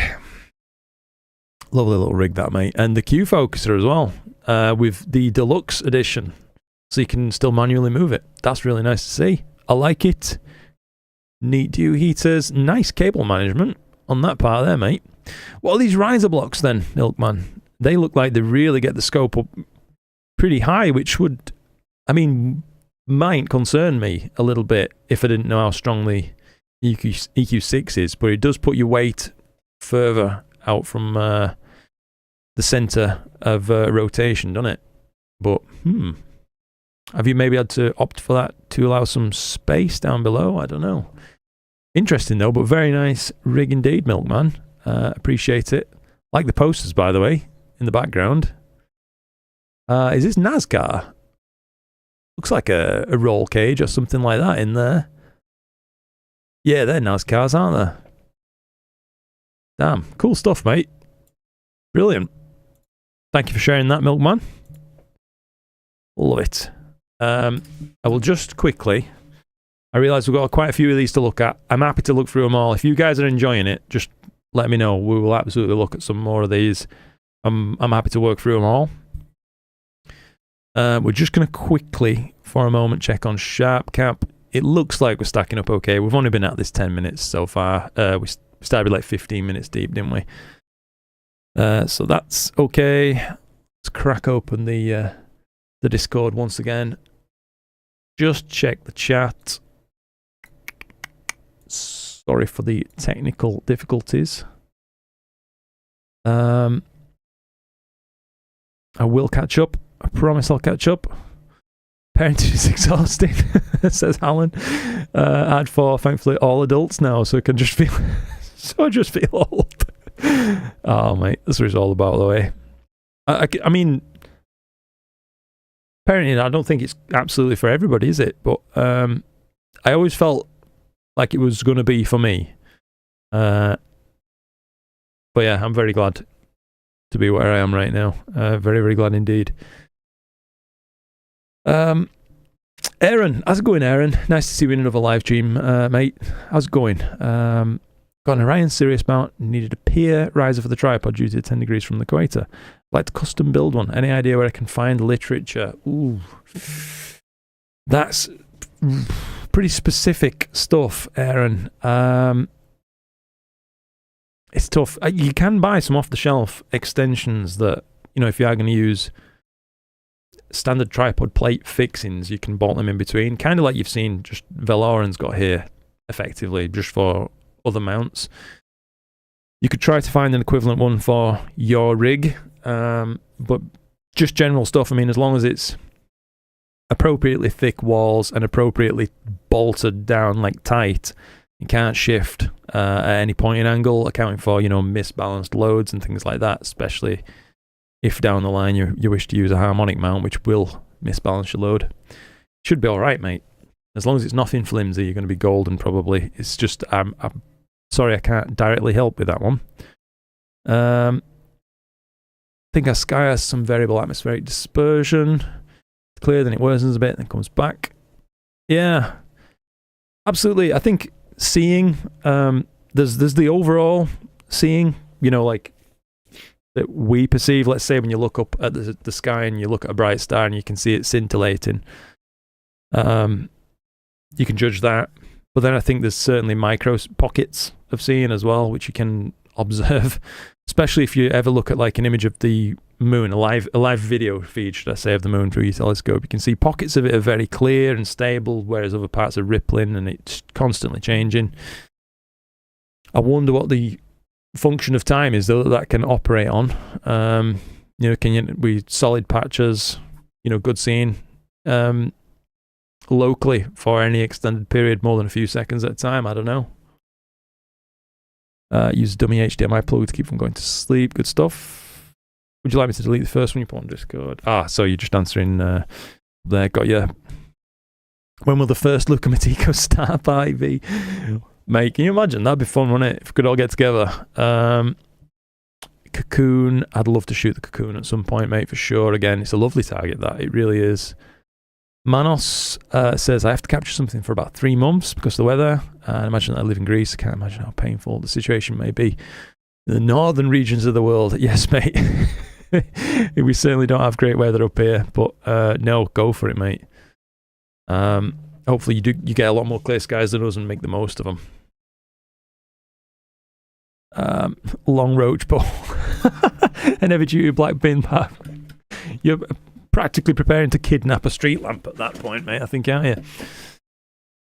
4 clear nights in a row, hopefully clear again tomorrow. Good stuff, Simon. Laser pointer also works on some street lights, just be careful. Interesting. To like disable them, make them think it's gotten daytime or something. Talking of appreciation, how about some more likes on the stream? Thank you, Nugsy. Have you tried Nina Livestack plugin? Not tried it, Scott. Good suggestion, though. A few people have mentioned that to me, and it's something I absolutely do want to look into. Looks like a bit of walking noise, or am I wrong? You're not wrong. Not at all, Ram. No, there is some degree of correlating noise happening there, but it's nothing drastic, you know what I mean? I'm not too fussed. I feel like if it's looking like this by 30 subs, by the time we're at 300, it'll be, neither here nor there. So I shan't panic too much. Interesting to see that there is already some structure forming around some of these fainter extensions there on M101, so that's a good sign. That is a good sign. Last time I imaged this, by the way, was actually during a live stream with some of you guys during the supernova, if you remember that. Flashback to an old memory. Let's crack open the Discord. I will just try and catch up a tiny bit more with chat. Luke, what is your original trade? True. Mechanics, mate. It were motorcycle mechanics. That's what my original training and all that lot was in. Then just small size self-employment, really, selling clothes and the like. As mad as that sounds. It was all I could manage for a long time, owing to some serious depression issues, basically.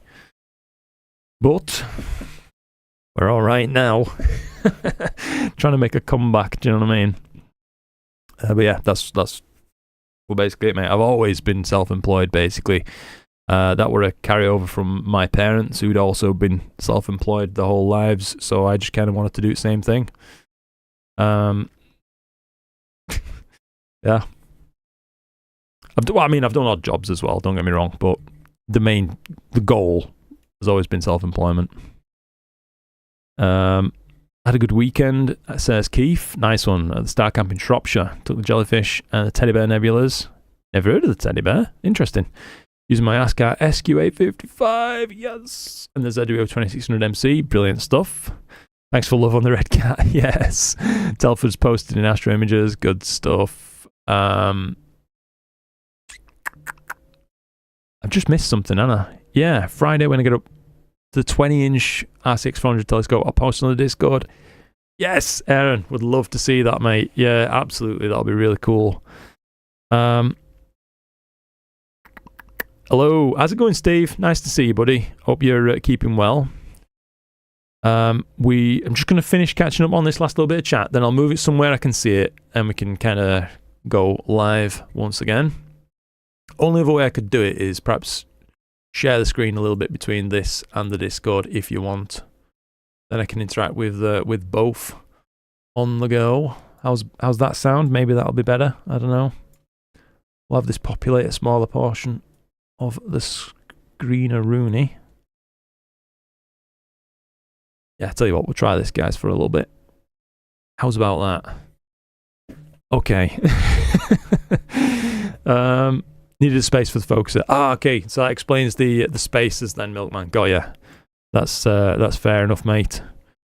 Dale Earnhardt. So that's who was in the poster as well. Fair enough. Where are we?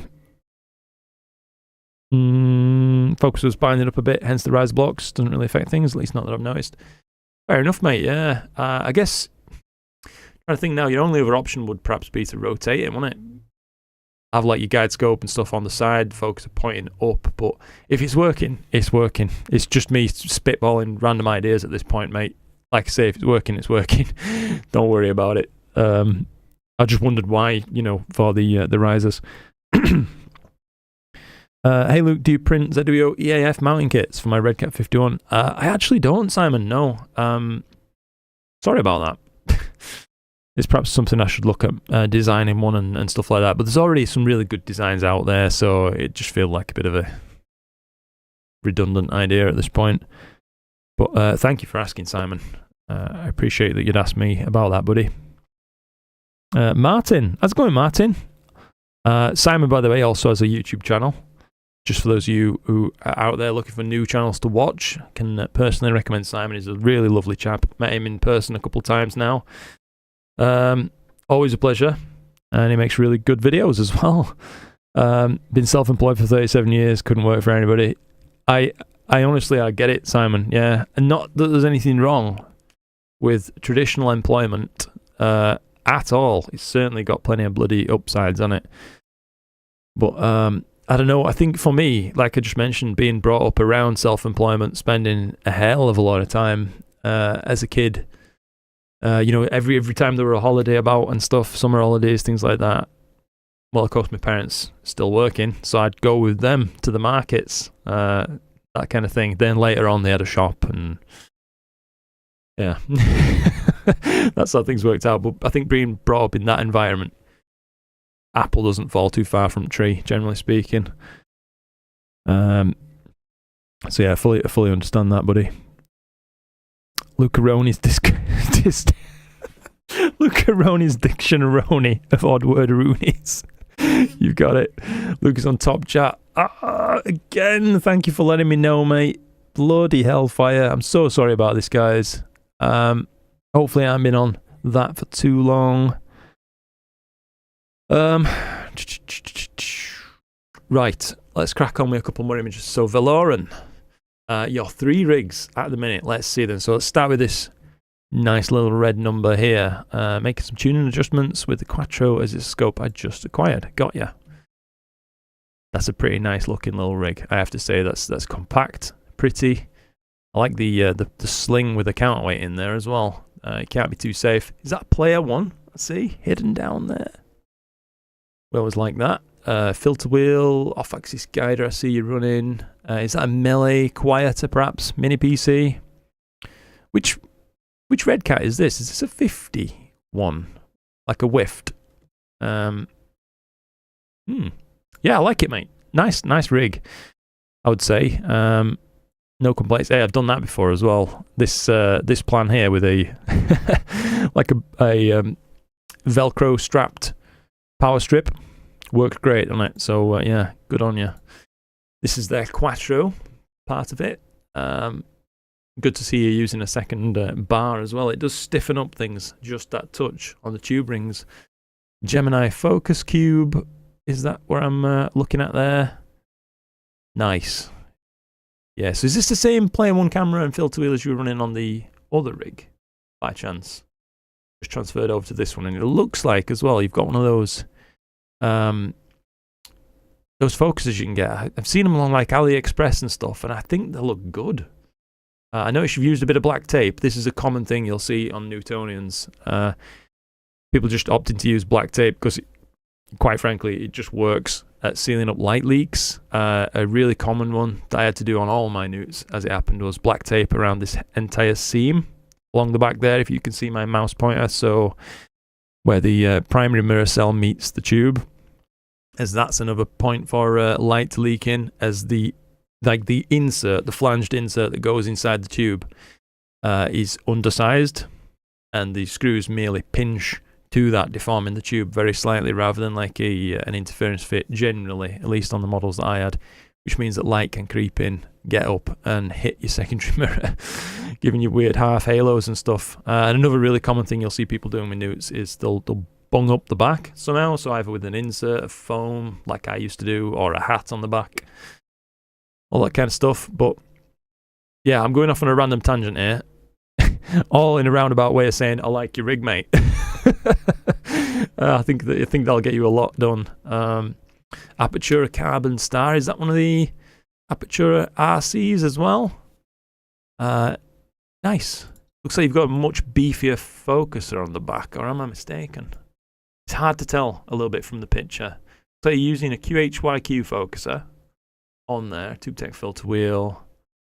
I like this, the upside down mounted mounted guider. That's pretty cool.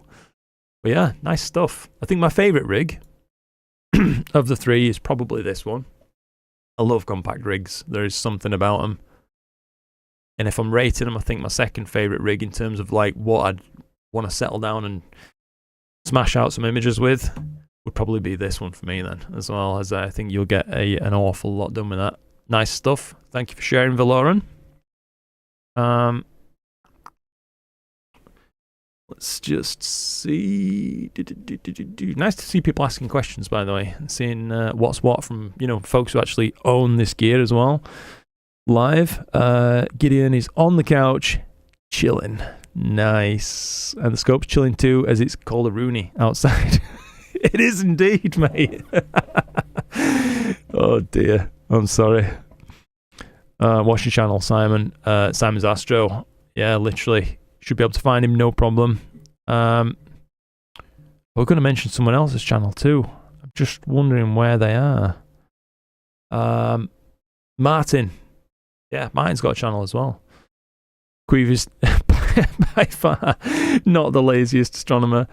Oh, I've just missed his message as well. I'll be off to bed now. Sorry about that, Martin, in case you do see this at any point. Do very much enjoy my job. There's part of me that enjoys the thoughts of self-employment. Yeah. Like I say, mate, it's just swings and roundabouts. Swings and roundabouts. Ever had any issues with Player One cameras? I bought one that didn't download images when the ambient temp cooled it to -10. So, is there a potential chance that you were using a 2.5mm jack rather than a 2.1mm core jack? Because yes, I had an issue once until I realised I was using the wrong size power jack. So once the draw was enough and the camera was cooling, it started getting cutouts. Discovered the problem, changed the cable to an appropriate 5.5 by 2.1, and that solved everything. So that would be the first thing to perhaps look at there, Cosmos Jones. But other than that, not really. No, they've been pretty damn rock solid. The only issues I've had is from stuff where drivers weren't yet updated, so like the Stella Vita. But that's now apparently updated as well, so I need to revisit that thing. Also, wish I could figure out Discord. It's a bit awkward, isn't it, Steve? To be honest, if it's your first time using it, buddy, I fully understand. It's good though. There's a lot of function on there for us. I'll just try to power on a little bit further on. Hi, by the way, Kieran. Nice to see you, buddy. Wheeljack. Hey, I remember you from plenty of live streams, Wheeljack. Nice to see your rig finally, buddy. So, ED80 DS Pro with an 085, so that's the matched reducer. The exact correct article. Love it. 120mm Mini, Player One Poseidon C Pro, Falcon Rotator, nice, and a Focus Cube V3, Powerbox Ultimate, EQ6R Pro, and all controlled by a Nook. Very nice. This pair is built after great inspiration from Luke's. Oh, damn, nice one, mate. Originally only built a deck around it, but yeah. So this is what, as you were mentioning before. That's fair enough, mate. It really did get out of hand, actually, didn't it? But that, I have to say, is one of the neatest little observatories ever. It looks so compact, but yeah, I like it. Mate, that's nifty. Good on you. I like the construction. Yeah. Damn. Cool stuff, mate. Thank you for sharing that. That's really neat. I think I've gave you a heart. There we go, I have. Lovely. Yeah, I like it. Top stuff. That's going to be a hell of a lot of fun for you for a long time now. So, yeah, good stuff. Marty Pinson, 103 Apo. A lot of love for these scopes around online. People enjoy those. Let's see what you got on here then, Marty. I mean, first point of appreciation has to be the absolutely rad do that's on this this rocking horse here, this little push pony or whatever it is. That's the thing that first took my eye, I'm not going to lie. Second thing that takes my eye is your cable management strategy. It's pretty darn neat. I like it. Bonus points for that. Yeah, nice rig, to be honest, buddy. And it's interesting to see round about the balance point on that as well. It looks like it sits just comfortably up against the back at saddle. I assume that's roughly balanced. Like it. Yeah, I like it. Good stuff. Thank you for sharing. I assume you definitely do need that extension as well, don't you, with quite a reasonably long scope like that? Yeah, nice. Thank you for sharing, Marty. Good stuff. I always like a good wooden chair as well. For those of you who remember my early days of the channel, you might miss the old chair that I had. I'll just catch up with chat a tiny bit. You also have a C14, which I love to use for planetary, but planetary stresses me out too much. Fair enough. Nice feeling, but work is still work. Yeah, Dad was self-employed a lot. Oh, okay, Ruz. The same itch wanting to do your own thing. I mean, while you're young, Ruz, if it is at all feasible, there's never going to be a better time to try, is there, I suppose? But equally, it all depends on your situation, doesn't it? For a lot of people, not just like what they need financially each month, but it offers a lot of mental stability too. I think there's traditional employment in many regards that certainly doesn't come with self-employment. You know what I mean? You have to be used to all the usual stuff. You know, like obviously if you've got a normal job, you're a self-motivator anyway. You've got to get up, go to work, do your shifts. But I think I would find it very easy, to be honest, if I really let myself to just become the most lazy self-employed person in the world. It is sometimes hard to stay self-motivated, do you know what I mean?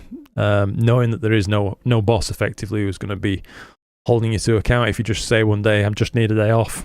But that's one of the strengths of it too. You can do that. That's a bloody neat mount. That's the first thing that took my eye, I'll be honest. The Umi 17R. I like that. Yeah, that's a very neat little mount. It looks super compact. Doesn't look like its dimensions are actually that much larger than what I assume is a Red Cat 51 or 61. 51 probably. Huh. That is so compact. Can't imagine that's heavy either. I like to see it.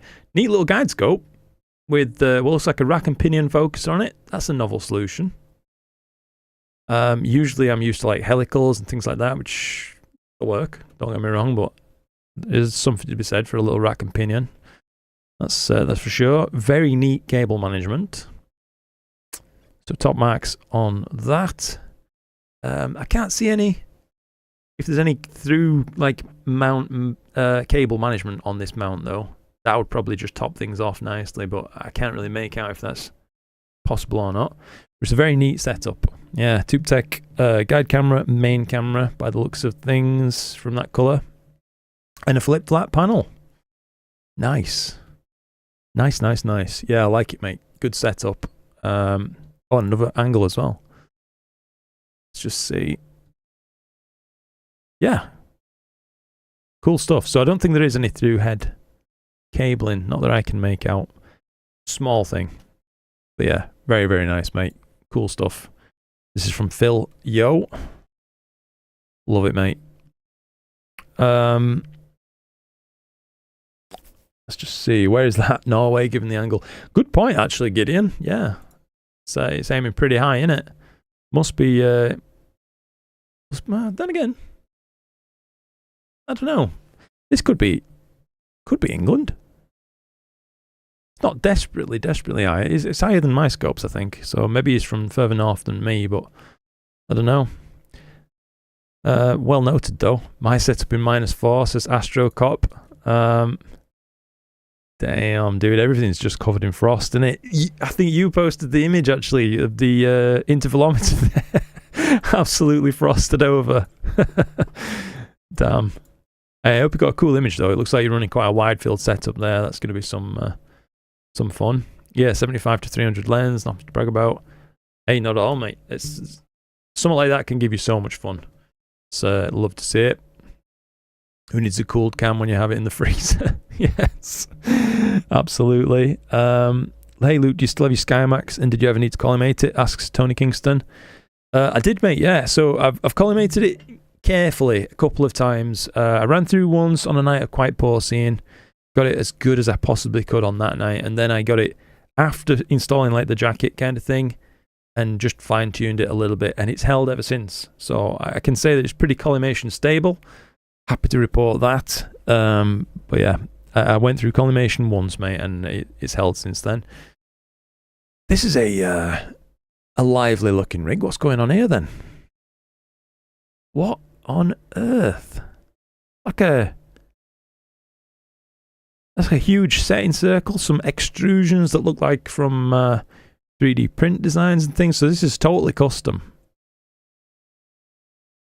Wow. Wow. Mate, that's impressive. Awesome stuff. Is this belt driven? And that's what it rotates around, in which case, blimey, that's probably got to be a really accurate mount. You know, it's easy to make an accurate big circle rather than a small one, effectively. That's interesting. Nice, huge bearings as well been used on this. Look like they're clamped down there. Damn, that's impressive stuff, mate. Open Astro Tech, Open Astro mount. Got ya with Rising Cam 571, AT60ED, and OpenTech Astro, Open Astro Guider. Nice. I mean, this looks like a really interesting mount, I have to say. It's like huge. It looks really, really big, which, like, if this is your axis of rotation, of course, which I'm guessing it is, being that looks like center of that circle, it does mean that your mount's miles away from that rotation center there, but blimey. I am new here. No, you're not. Oh, crikey, mate. Thank you so much indeed for that. That's incredibly kind of you. Thank you, thank you, thank you. Hi guys, YouTube recommended send me here. Edward Millard. Nice to see you, Edward. I think it actually is my first time seeing you in a live chat. If it is, welcome aboard. Nice of you to come join us. For anybody who has just joined us recently, by the way, I see we've got a little uptick on viewers at the minute. All we're doing is just looking at the Luca Matico Astro channel Discord. Going through users' rigs, so I'm catching up on those. Then we're going to take a look at some user-submitted imaging. In the background, we have other stuff occurring, so we're taking some imaging session here. We've got some skew width guiding as well, apparently, going on, but we're shooting M101 with the Hyperstar rig, M101 again with the second rig. This is much smaller, SQA55, and a mono setup. Data to be shared with you all at a slightly later date, but yeah, I cannot honestly be asked dealing with this thing's issues anymore right now, so I'm just going to leave it doing its thing. It can burp and fart all it wants. I'll just delete the bad frames and let's get back to Discord because that's more fun. Hopefully it's more fun for you guys as well. Thank you again, by the way, Source Code, mate. That really is like top tier support. It really is. Thank you, thank you, thank you. How's it going, Luke? Oh, all is well. Indeed, mate. Yeah, all is well. Very happy. Having a good time. Thank you. Hope you're well too, of course. I appreciate your tutorials, my friend. Hey, no problem at all. Thank you for watching. Definitely learned a lot from them. Gotten much better with my processing skills. That's wonderful.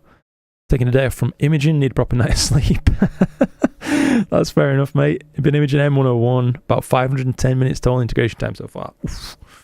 That's good. Didn't we ask how that guy with impaired vision likes the Discord?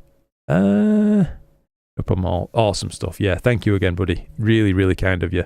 There was someone from the deaf community who mentioned you were enjoying live streams. And I've tried this time as well before this stream to figure out how to get the live captioning working for him, but I still can't figure it out. Which sucks. I would love to get that sorted. Now this is a classic rig, innit? How about that? Quite a nice lightweight tripod, but I know how strong those things can still be. AM, is this a ZWO AM mount? Looks like an AM with that front plate, you know, like the kid holding the balloons thing. So an AM5, I think, given that the power port is on the side, so an AM5 original. Is this a side-mounted polar alignment scope as well that you've got there? A webcam, I think, on top. Nice rig. A really interesting rig. There's a lot going on. I like your cable management too as well. That's well tied up. Gotta say. Fast Car 123. That's whose rig this is. I should really have looked first. Yeah, AM5. QHY CFW, LRGB SHO, QHY 163. I had one of those. Liked that camera. Radiant Raptor 61. Yeah, nice stuff, mate. Lots of custom power delivery cables and adapters, mostly DIY. Huh. Good stuff. And running from a Panasonic Toughbook as well. That'll probably outlive all the rest of us as well.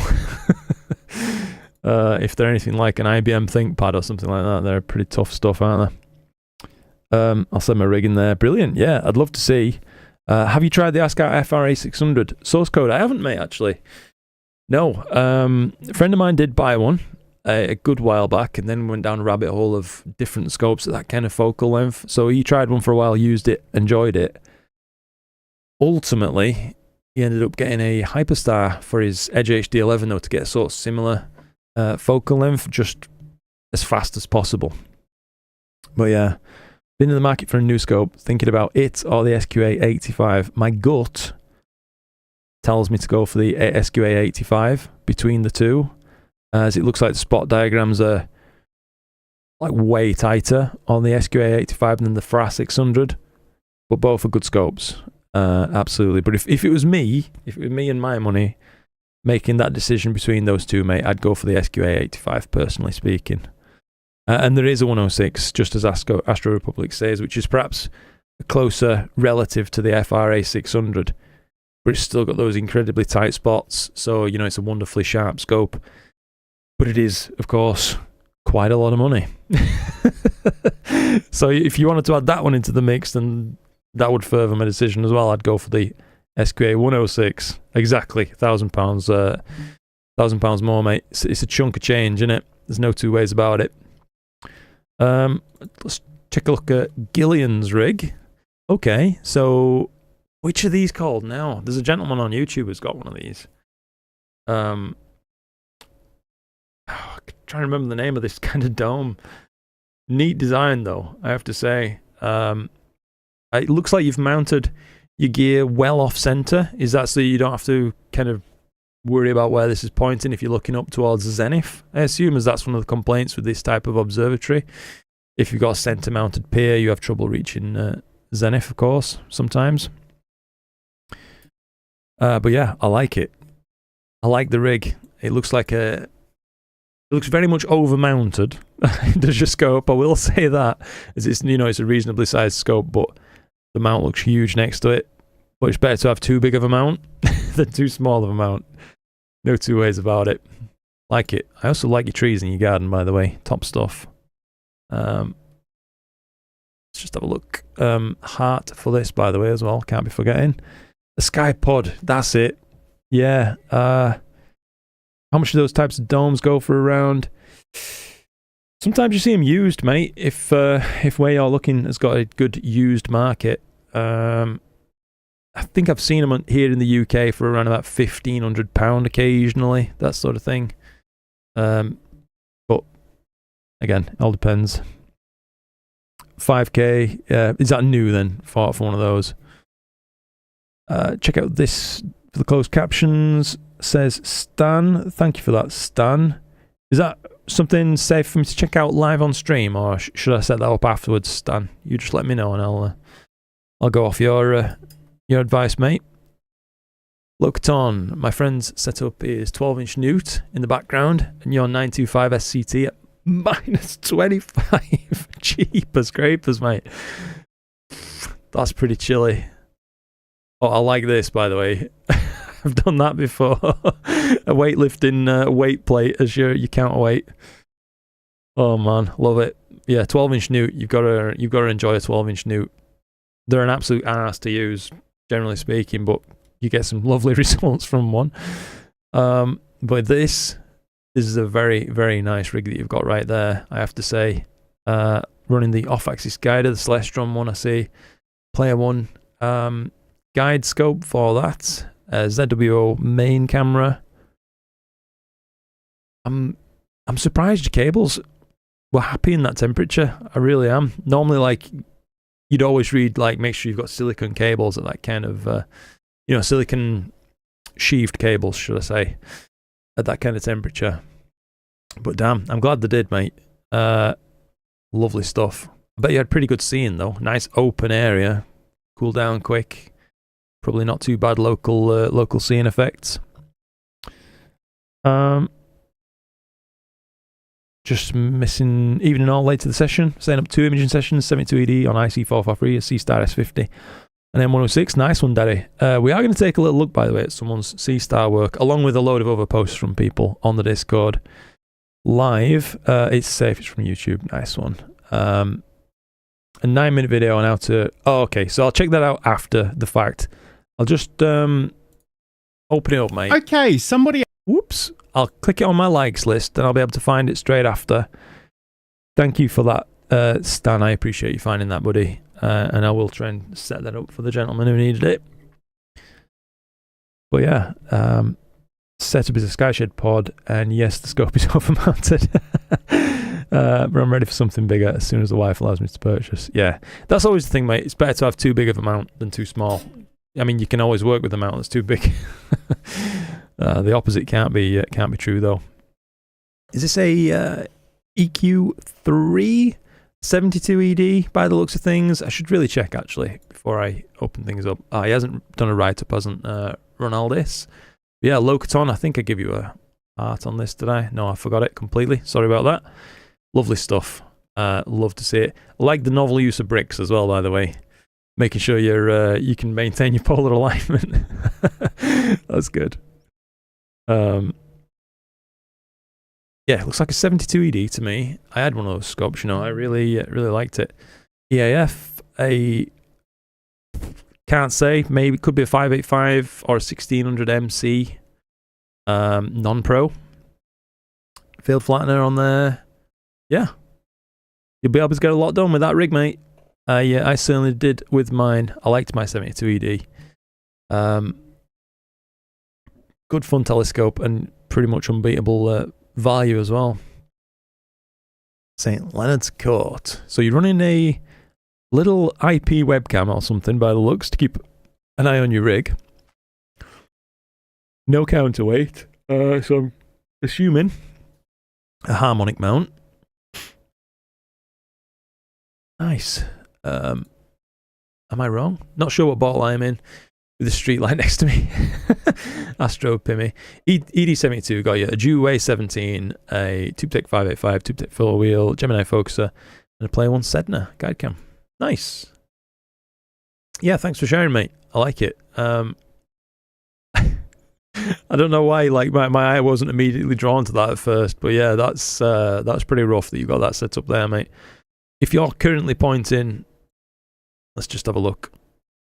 If you're currently got this thing pointing north, though, at least you've got most of the northern sky, but your south is stuffed by the looks of that, innit? Damn. Tonight's rig currently imaging the tadpoles, little 800 quid mount, handling 17.5 kilos with ease. Stellar Lyra 10-inch f4, 533 MC Pro, Juway 17, ZWO OAG, and a 224 MC guide cam. Nice. Oh, you know, you gotta have some likes for the Orion in the background. We can always appreciate that. But yeah, lovely little setup there, mate. I can't believe how compact that mount is. Is it like scale throwing me off, or does this look ever so slightly smaller than an AM5 even? Not quite an AM3 sort of size thing, but yeah, I don't know, maybe it's just the size of the scope that's making my eyes go skew with, but BB gun, take care of that, no problem. Is that one of the wooden tripods up there? No, I think it's they're like a sliding aluminium effort. It comes with the EQ3, I want to say. EQ3, 2, something like that. Yeah, so it's like that kind of thing. Little tripod tray that acts as a spreader as well, and then yeah, you're right that something like that is made, and I think it's called a burlap. They've also got the sliding centers. That's a mini one anyway, so it's the wrong thing, but yeah. How's it going, Christopher? Nice to see you. If you knew how to use Discord, I'd post mine on the patio, says Rob. Hey, there'll be another time, Rob, for sure. I'm going to get through all these, like I say, and then we'll have a look at people's images. And then, depending on how long we've been live, this has crashed once, so I'm having trouble seeing how long I've actually been live, unfortunately. We'll check the live,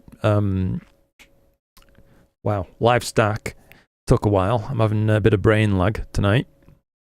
And then we'll probably wrap the stream up later on. We've got a good bit to go yet, though, so no worries there. Super expensive for some reason. Yeah, the burlap, I think it's the wood type that they use, and the construction means that it dampens local vibrations better than steel does, as far as I know. Not that I've ever really had an issue with a steel tripod either way, though, so yeah, there is that. On with the rig. Sorry, I keep getting sidetracked, don't I? I'm terrible for this. ASCAR 65 PHQ, lovely telescope, gotta say. Looks, I mean, shall we say well mounted, with it being on EQ6. But again, it's one of those cases of it being, it's much better to overmount something than undermount it, obviously. Jackery, is that a Jackery 500? I have one of those, really nice bit of kit. What camera? I'm wondering, has he written? Oh, so this is Brian's. Sorry, I should have checked. Brian the Primate, you've been a long time viewer of the stream as well, buddy. Nice to see your rig finally. 65 PHQ, 2600mm Pro. Nice. That will pair lovely with that telescope, won't it? Currently using the Antler V series LRGB filter. So just ordered Chroma 3nm HA. Ooh. Okay. And yeah, I just saw you mentioned there the CAA on back order. I think you mentioned that at the start of this stream, if memory serves. But that will fit perfectly, and you'll have, by the looks of it, you won't have to take this handle off or anything as well to get a full swing, probably, with your filter wheel. But that is one thing I'd watch out for, Brian. Just, you're probably already more than aware of this, but yeah, just watch out for that. Those camera angle adjusters are pretty bloody strong. They've got no mercy. Tony, let's have a look at this then. So nice carbon fiber stellar mirror 90 ED triplet on there. I'm assuming matching field flattener or reducer. It says flattener, could say reducer flattener. I can't really make out from here. All mounted on an AM5. Which guide scope is this now? It's a Starfield one with a helical focuser. Nice though, fully in keeping with the rest of the rig. I like the colour strategy that you've played on this one. I'm sure it was a strategy. But it does look lovely, mate. Yeah, very, very nice rig. It looks like it's right on the verge as well of needing that. The extension. In case you see these and wonder why people have these extensions, sometimes it's because when you're pointing up towards zenith and angles of high pointing angles, should I say, there is always the risk that with a tripod like this, without an extension, the back end of the scope, or the filter wheel especially, this is a bugger for it, can clip on things like your tripod legs. So that's why people run these things, just in case anybody's quite new and doesn't know about those yet. That's the reason. Lovely rig though, thank you for sharing. This is Philips rig. There's this, it looks like a orange tube SCT with a Maxatov mounted next to it, perhaps as the guider. Is this? That's crackers, I like it. Oh man. Why no knobs on here though? I wonder, have you taken them off? Worried about the snag hazard or? Interesting. Well, I like your rig, mate. It looks very like scientific in a way, with it being the side by side right there. I've always had a soft spot for side by side rigs. But yeah, that's cool to see. Hi Luke, just realised you're on live again. Good going, matey. Thank you, Ian. Out doing M51 tonight, then I pop back in for a cuppa, watch your live stream, back out again. Good stuff. I'm glad you're enjoying it. I'll catch up with what chat were mentioning there as well. So people will let me know how long I've been live. Thank you, Mike. So about 2 hours, got you. 2 hours and 2 minutes. Perfect. Thank you very much indeed for letting me know. It's a pity it keeps crashing, guys. I'd be able to keep a better track on this myself otherwise. But yeah, it's a race. I need to integrate my HA into M101 before you reach the astro images. Go, go, go, go, go, Edward. You've got this. Want to get an ASCAR 120 next, says Brian. Yeah, lovely telescope, Brian. Mine, very sadly, at the minute, is sat there waiting to be used in the observatory. I had planned on using the Astro station. Sorry, it's Stella Vita with it. I keep getting the name of this thing wrong. Stella Vita on it, but of course, last time I tried, I couldn't do anything. So, but it looks like a lot of that's been fixed. So I will try again and get that ASCAR 120 back in action. Lovely telescope. I think you'll really enjoy it, Brian. And I don't know if you have to pick or anything between the reducer or flattener. Ideally, get both if you could. They're not too unreasonably priced, but I think my favourite these days is probably the reducer. It still works with full frame. I can happily confirm that. It's just dead sharp and that bit faster. It's fun. Hell of a lot of fun. So I hope that's useful info for you, Brian. Just checking out a little bit. Really wish the 2600 Air was out. Yes, mate. Don't think that far off. I don't think so anyway, but that will be so neat. It'll just be disgustingly neat once that's set up. But yeah, I'll just catch up a little bit. Drake Astro just joined the Discord. Nice one. Uploaded my rig. Pascal 123. This is my alt. Nice. If I haven't already seen it, I will be getting to it. I've been able to catch the whole stream because of work. Glad you like my setup. So I have seen it. Got you. You do great work. Thank you. Good stuff, mate. Thank you for posting. Quick check of the rig. All going well. Good stuff, Rosine. Guidance calmed down. I wonder if yours has, mate. I will check, Ros. Let's just find out. That'll be a no for 10 points. Unfortunately. God knows what's going on. Oh no, that could have just been a dither. We'll let it off, but that's not, is it? That's just a huge action of mayhem. I'm not too pleased about that. I'll tell you what we could end up doing here. Is the dithering causing some of these issues a little bit too frequently? I'll stop this sub. We'll maybe dither every 7 minutes or maybe 8. There's still going to be loads of dithers over a 10-hour period or whatever, in it. Do start guiding. Don't trigger another autofocus. Go. That should just pick up from where we last were and start gathering data again. The second rig, Ruz, It's not too bad. It's accurate enough for the pixel scale we're operating at. I would say. Nothing to write home about though tonight. I'm wondering if it is something to do with atmospheric conditions, being a little bit unsettled. Could certainly be that kind of thing. Let's just crack open Discord once again.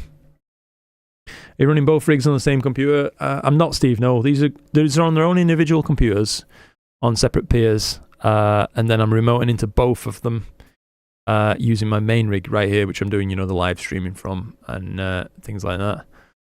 Unusual join activity! Ah! I'm guessing a few people have joined the Discord in quick succession or something. M5's doing fantastic today, under 0.3 RMS. Jeez. Ruz saying, oh, you diver after a period of time. Indeed, buddy, yeah. I diver mine after every shot. I know it uses a lot of time, though, which is a bit of a shame. It is great if you can do that, but I found that the overheads are just too much. It's like, it's just a bit too much. So I typically try to stretch it out a bit more. Or a bit overzealous tonight, actually, because I'd initially set this sequence up for 2-minute subs, so I'd hoped it were going to diver every 6 minutes. But then we had to switch to 1-minute subs once we found out we were having trouble getting images. But I left it at 3 for the diver interval, so it were divering a bit too frequently. Good evening, brother. How's it going, Josh? Nice to see you, as always. Hope you and the farm are all well. Do you have insider knowledge about when the Minicam 8 will be in stock anyway? None at all, buddy. Unfortunately, no. If I knew, I'd absolutely tell you. Yeah. Just sucks a bit. I guess it's sold so well, they're probably having trouble keeping up. That would be my gut feeling, to be honest with you. Speaking of tutorials, that inverting and using SCNR to get rid of the tint technique is clutch. Yes! It is pretty good, isn't it? Yeah. Are they both on their own ASIR? They're using mini PCs. What they're using, Steve. Just nothing special, do you know what I mean? Just decent little mini PCs, and gets me all I need. Let's just check out this. I didn't miss Philips. We've looked at that side by side. The SCT and the Mac, I think. Neovo, Stellar 90, F6 triplet, 533, 120, off-axis guider. HEQ5. A lot of respect for the good old HEQ5. That's a workhorse of a mount, isn't it? Optilong broadband and narrowband filters in a ZWO filter wheel, SR Pro. Nice. And an Anker C300 power bank. So that's good to know. Turn the street lights off around about midnight or just a bit after. Yeah, I can imagine that's absolutely a nightmare looking right there, mate. That's... I'd almost be tempted to like set up in shadow of your greenhouse. Kind of thing, do you know what I mean? So you can get a bit more time before they turn the streetlights off. It looks like that's in a bit darker shadow than the rest of your lawn, potentially. But yeah, cool rig, dude. I like to see that. I like that you've chosen to use more counterweights up close as well. That, from a physics point of view, makes the most sense. Can lead to better guiding, certainly. Lessens the moment of inertia, doesn't it, from... rotation around a given axis when your weight's close in. Another shot of it as well. Oh, so you've got a flip flat panel as well. How do you find the flip flats, if you are in there, by the way? Anybody who uses those kind of things, the flip flat panel, it's obviously something I'd probably need to look at if we are going to send a rig somewhere remote in the future. So, yeah, it'd be nice to know how they work out. This one looks, at a guess, like the Deep Sky Dad ones, I think. But yeah, look good. Thank you. Thank you very much indeed for sharing. This is the orange of a Takahashi enjoyer, I see. An Epsilon. Nice, very nice telescope, mate. Very nice telescope. I have to say that's really neatly set up as well. Credit where it's due. That is that's pretty devilishly neat. Yeah, no complaints there. Really neat cable management. Nothing's in danger of getting snagged or snaggarooned, as we would say on this channel. No problems at all there. All run by an ASIR, mounted in a cool position. I like it. Yeah, I like it. It looks almost like you're using a like a tiny ½ kilo counterweight or something as well. That's odd, I have to say, but I assume with the Epsilon not being that heavy, you can probably get away with no counterweight. It's just it would give me heebie-jeebies when it's getting ready for, like a meridian flip, when its weight's at its maximum over one side, if you're having any wind at all. But yeah, Wildfire, that is a nice rig. Oh, and I didn't see in the background, Sea Star mounted on its extension pole as well. I wonder, will you be buying a little wedge as well when EQ mode comes out for that? That'll be some good stuff. But yeah, thank you for sharing. Nice rig, and I assume as well, not to keep going back, but looks like these are probably double doors leading straight out to your patio, so I guess you just a grab and go straight outside with that. Nice. Also got a Zenith Star 73 and an old William Optics Fluorite 96 Apo, which I'm looking to sell for a nice new refractor. Not sure what yet. Fair play. Yeah, good stuff. Let's just see what people were mentioning. Power bank keeps going for around 6 hours or so. Okay, can plug it into the outside plug too. That's good to hear. Can you let me know which mini PC you're using? We've got 3 in use, generally speaking, Steve. A Melee Quieter 3C. That's deprecated now, though, of course. There is the 4 models as well. So check out those if you want a fanless solution. I've got a Beelink U59, I think. That's also quite old now, but it's still working fine. That's the one that's operating the SQA 55 rig over there. And finally, I've got a much newer Beelink using one of the Ryzen processors, because I initially got that in order to allow me to live stack on that PC without having to pull stuff across the network with a full frame camera, because it just takes forever, even with a relatively fast network between these these 2 rooms. Then ended up not really doing that much with it, so a little bit of a waste of money, but fortunately not much. You can get a good Astro PC these days for just a couple of £100. I spent, got a mini PC with a Ryzen 9. I'm trying to think what's in mine now. It might be a Ryzen 7, something like that. But overkill from running Nina these days, that's for absolutely certain. Should do a live along with it so people can ask questions. Simon's saying something and I've missed it. Oh, if anybody's interested, I'll put out a video tomorrow evening at 7 PM UK time. Rather special review on a new scope, the 130 quad from Altair Astro. Good stuff, Simon. Yeah. I hope you're ready for some comments on that one, dude. I think people are going to enjoy that. I like the Altair Astro scopes. I like the peer extension better than the solid one for some reason. Looks better to me. Yeah, they are quite cool, aren't they? The multi-pillars. Like, this is a 4-pillar one, I think, is it? There's a solid. I like both, but yeah.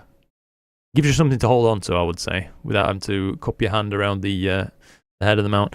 I will have to speed up. I realise I'm taking forever, aren't I, getting through this? So this is a Skywatcher Hack, I think, is it the harmonic mount from them. Really new to market. Nice bit of kit. Is this one of the Dewways? Dewway 14. Okay.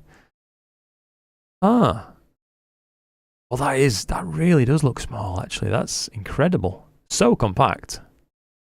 What's this leading to? I have to ask. This little ribbon cable, it almost looks like, although I know it can't be, like an old ST4 cable like you'd use for auto guiding.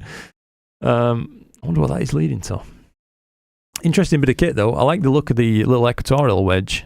Nice looking design.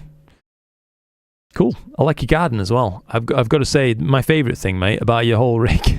This is probably not what you're looking to hear, but I love the garden, the stone wall and stuff like that. I know the trees are probably a pain in the arse as well while you try an image, but it looks nice. It's got to be said. But yeah, lovely rigs. Nice stuff. Thank you very much for sharing those.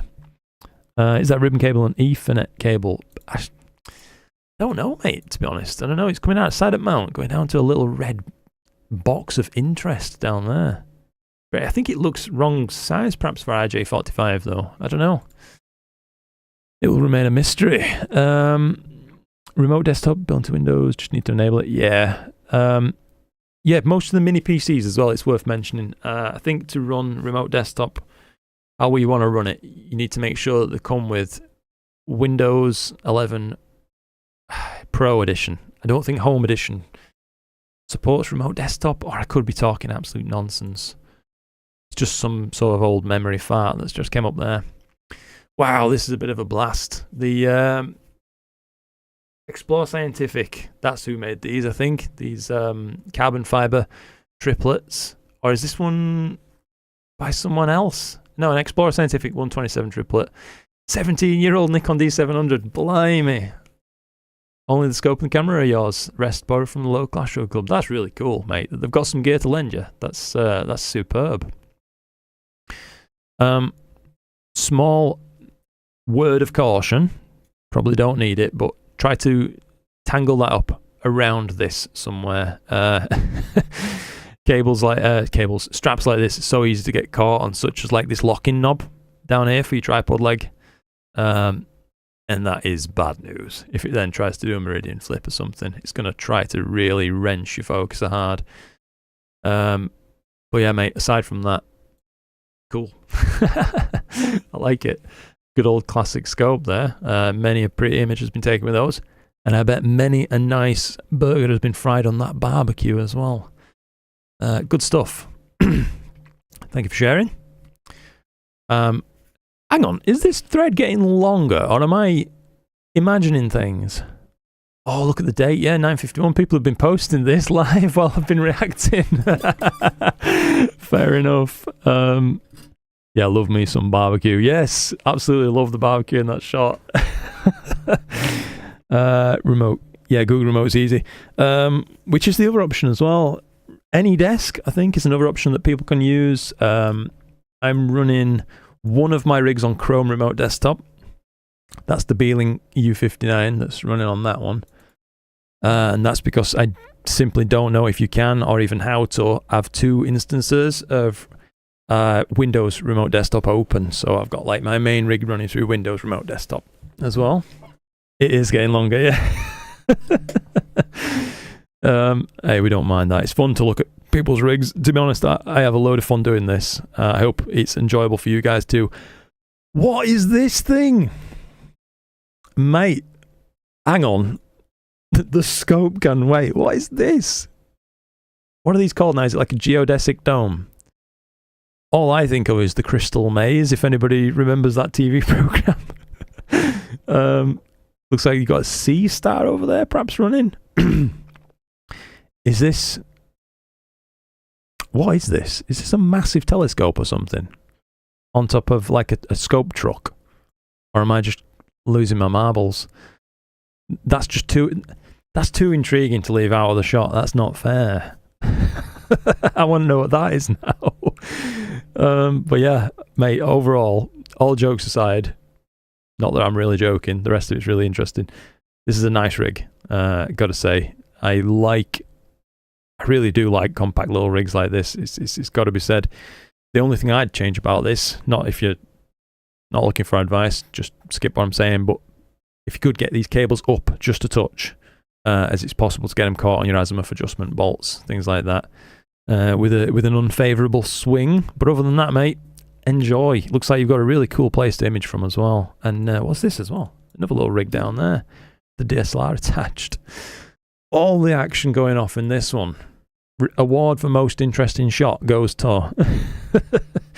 You know what I mean? What's this? No, a little Celestron C5.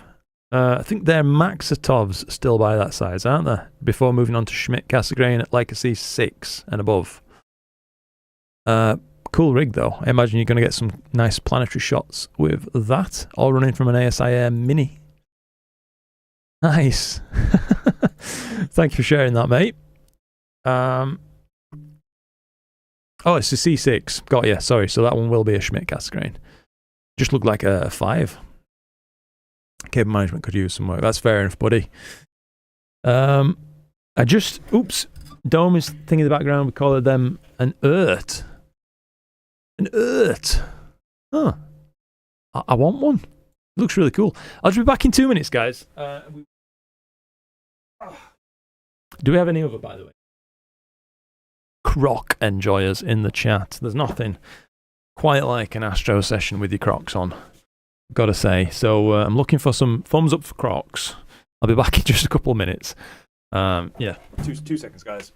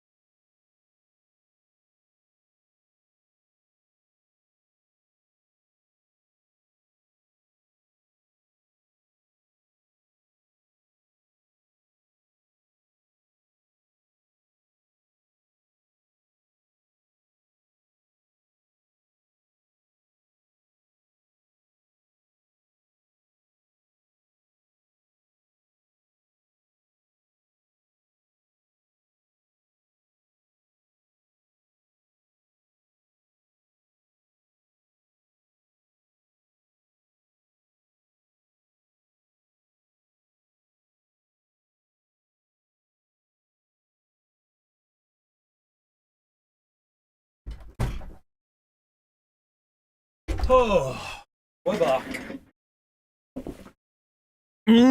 Yeah. Right. Just make sure that Chloe and Felix are doing okay. Right.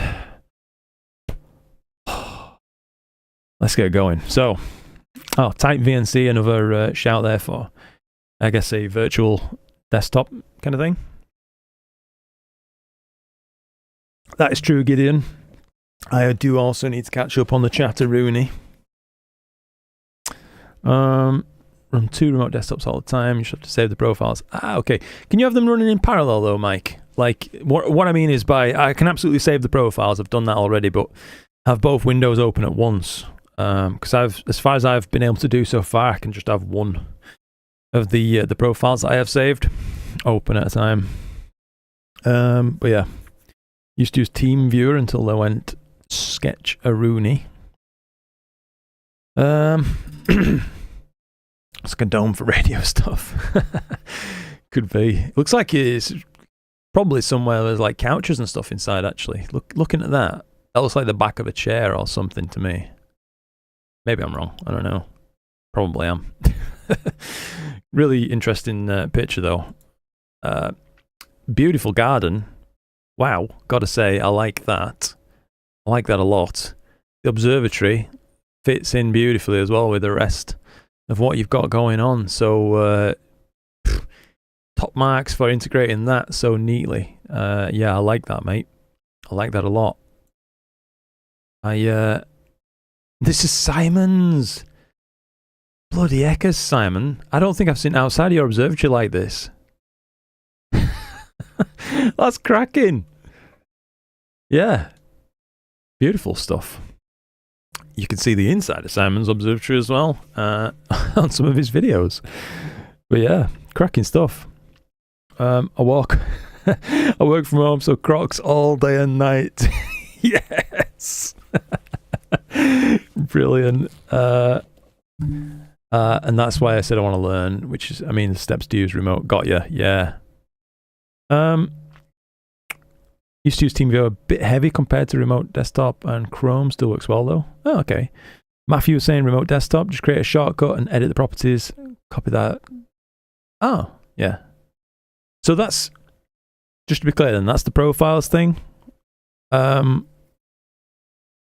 as it is, like I say, when I'm selecting mine, I've only ever been able to open one window at a time, which is a bit of an arse. Filter was just disconnecting. Sorry, I'll crack on a little bit. I'm jumping in on I'm enjoying looking at people's observatories, to be honest. Wow. Hang about. DC in Zona. The backyard observatory. Damn. That's nice, mate. So we've got Takahashi FSQ 106 EDX4 by the look of it, I'm assuming. Yeah, beautiful telescope. WD-20. It's riding on a nice big old dovetail plate.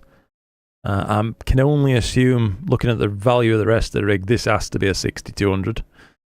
Some description. This is neat. I have to say that's neat. Having a mini monitor on one of the tripod legs. I like that.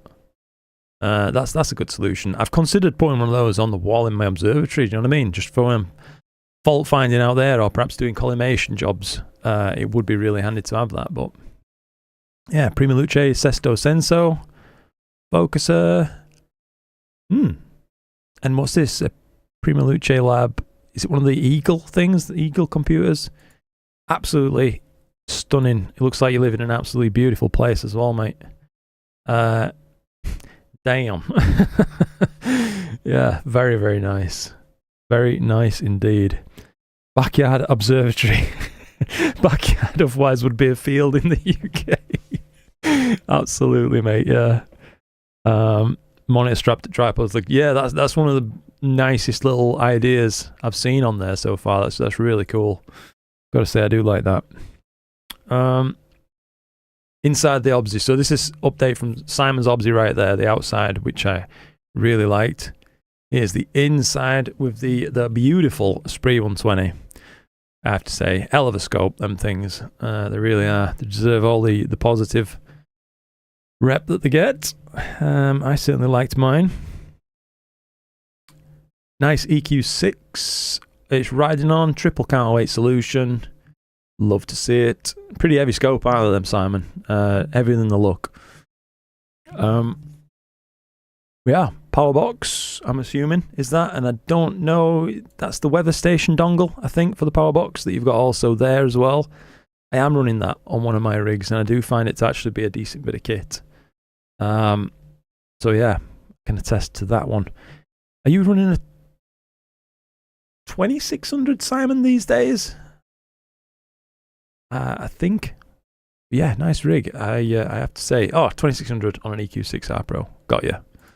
Beautiful stuff, mate. Yeah, very, very neat. I like that you've got a lot of swing room as well. Looks like you've got plenty of like room to point wherever the hell you like, really, within reason in terms of elevation as well. Inside your Obsi. Beautiful. Christopher, let's see. Oof. Damn, look at that. Look at that. It's like his scope's got a ponytail. That's some neat cable management, I have to say. If it's going to go down, it might as well go down looking like that. Neat rig, mate. Yeah, all in. I'm assuming you're living somewhere bloody nearly equatorial, actually, looking at that angle on your mount head. Wow. That's nice. Yeah, gotta say, don't know what camera you're using. Which one of these? I'm not familiar. An SV605cc. Okay. So an SV Bonnie. Cool. Filter draw, focuser. Yeah, like it, mate. Good stuff. I'm assuming that's going to bring you many, many beautiful images. Is that a 3D printed guide for the cables? You know what, mate? It looks like pull ties that is snipped off really, really, really short. I'm assuming that's what it is. You can see just like the tiny bit of a tail end there, at least I think on my monitor. I will say something has just given me a little bit of a panic attack. Looking at this rig, it looks like the tripod's about to fall over because the legs aren't extended. You know, the spreader plate's not open. But yeah, nice. Liberty Astro UK, let's see. Okay, got 3 shots of this rig. No write-up for us. I should really start checking the write-ups first rather than guessing people's gear. Altair 70 EDQ. Very nice. Very nice telescope. I like these rings, the system of rings that they have on there. A riser plate system, I've got that on one of my rigs too, mate, as well. The SQA 55 rig is running that. An Altair 26M, Altair guide scope, Altair guide camera. Ioptron, don't know which Ioptron that is. obviously a harmonic, I'm going to say. Looking at the size and design and like a counterweight. But yeah, that's a very neat rig, mate. I like your cable management. It's up. It's like out of the way. This is the only part that panics me just a little bit. You know, like ribbed cables and stuff that near potential drag points. But, you know, it's your rig, not mine. You'll know far better than me if it's actually a problem in reality or not. So, yeah. Nice. Can't say what else, mate, to be honest. Nice view as well out your window. I'll give you that. That's for sure. Good clear view. Normally, like, bloody everywhere you look in UK, you're just looking onto the side of another house. So, some clear skies. Absolutely. Enjoy that. What is the size of that monitor? I'm assuming you're asking about the chap up here. Looks like a 14-inch to me. Perhaps something like that. Just at a guess. So you probably find that kind of thing on Amazon. Not too much troubles, to be honest. I know there's a lot of 15.6 ones available as well. Typically powered by USB-C. You got fields outside. Ah, nice, mate. Yeah, good stuff. DC and zone is a 14-inch OLED. An OLED for your come on, dude. Most people don't have an OLED in the living room. You've got one mounted to your mount. No, I jest. It's really cool. It's a very nice setup that you've got there, mate. Absolutely. And can I come live in your back garden as well? Just while we've got you here. Nice. Hey, I like this AM5. That looks like it's pretty stacked. I know what these scopes are like. They're heavier than they look. So, yeah, it's probably right on the cusp of where I'd want to say maybe start using a counterweight for this, given the height. But it's a nice rig. That's for sure. It's a nice rig. And I like that there's no, you know, long naked extensions as well for this. It's kind of just camera, filter wheel, bang, it's in. Clamped up, you know what I mean, onto the off-axis guider right there, which is currently just plugged up, not in use, but it do be like that sometimes. Yeah, nice rig, nice cable management. No down points really, mate. Nice stuff. Devon Astro, love it. I say down points like I'm looking to rip into people's rigs. I'm not at all. I'm just enjoying seeing what people are actually out there using in the wild, you know what I mean? Let me just catch up. Been looking at renting somewhere. It's just all suburban side of houses and lights in the garden. Yeah. Lilliput makes good small monitors. Huh. Oh, Tariq going. No worries. See you later on, Tariq, if you're on the way, buddy. Sorry if I'm missing out on anything, guys. I'm doing my best. It's this thread. I think we've finally reached the end, by the way, so we can have a look at some people's images. We probably won't be able to get through everything in this one. I will try my best though to look at all the latest stuff first, and then we'll fish our way through any missing ones later on. Really nice, modest setup here, mate. Love that. I assume you're gonna have some fun with some planetary, some lunar, some planetary nebula, perhaps, with this kind of rig. I think that could be some fun. So this is your old rig. Got you before you got your 72 ED. Nice. Running on your AZ GTI. And this is how it started for DC and Zona. Sharp Star 61 on the AM5 in September 2023. Oh, crikey. Milk, man. Thank you very much indeed for that. That's wonderful support, mate. It really, really is. You've pushed the boat out tonight, buddy, and I bloody do appreciate it. I hope you know that. Thank you very much indeed. Genuinely. I have to say I love this shot, by the way. The soft background. Yeah. That's nice. I can see why you got stuck in as far as you did, mate, to be honest. Yeah, living somewhere like that, good clear skies all around by the looks. Probably not that light polluted, I assume. It looks like you live in a nice location, so blimey. Yeah, lovely stuff. I was trying to put mine up, but trying to get the Discord link to work was a pain. Oh, I'm sorry to hear that, Rose. Bloody heck. Yeah, if that's it. Oh, one coming in, I guess, from Lubo in China, actually, as well. But I think we've just about caught up on rigs. Very welcome, Luke. My pleasure. You're too kind, mate. I really, really, really do appreciate it. I do. There's no two ways about it, mate. I couldn't keep doing this thing that I love doing if it weren't for the support from you guys. And that's why I'm so darn grateful. Thank you. And I think, like I said before as well, small obsy, yeah. Like I said earlier in the stream as well, one of the things that stands out to me is like the biggest change in my life lately is after having my son. I appreciate all the more being self-employed in this capacity, as well as it's allowed me to see very much of his development, which I feel very, very privileged for. So thank you.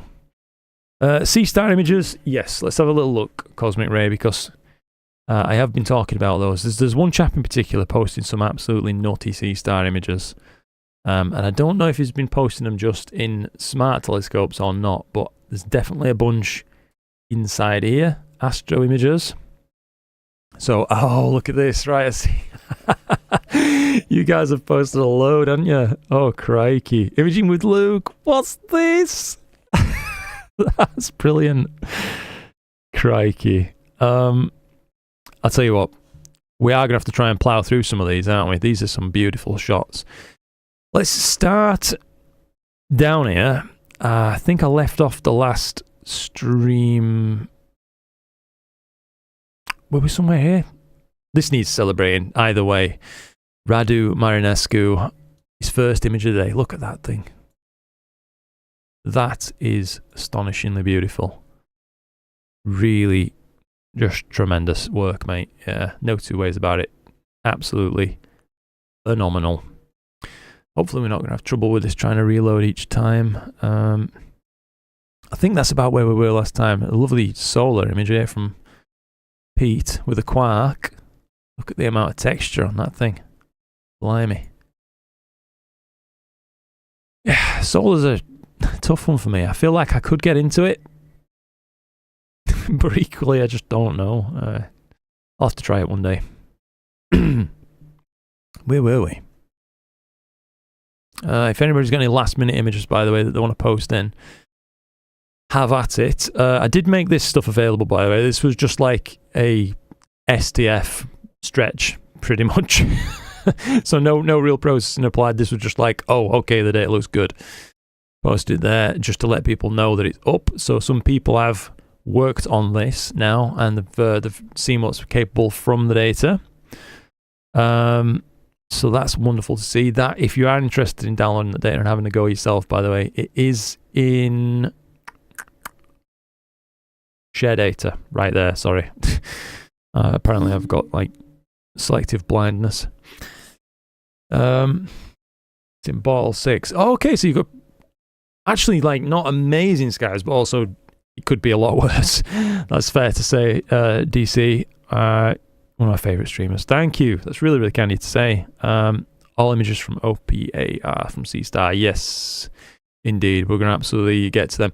Yamhadar here is what I were looking at as well. So this chap has been posting some C-Star images, which is just like out of this world, mate. So yeah, C-Star S50. You can see they've had some issues that they've had to tackle with this as well. So some of these brighter stars are particularly strong in UV by the looks of it. So there's a little bit of UV bloat around them. A little bit chromatic aberration perhaps. Also making those halos a little bit bigger. But the key thing is C-Star did this. Like what the hell, man? Absolutely ridiculous. I wonder if there's a... no, I am going to have to just keep scrolling through each time. Sorry about that, guys. But yeah, that's a C-Star image for you. Horsehead here. Ball 5 Optong L Pro. Okay.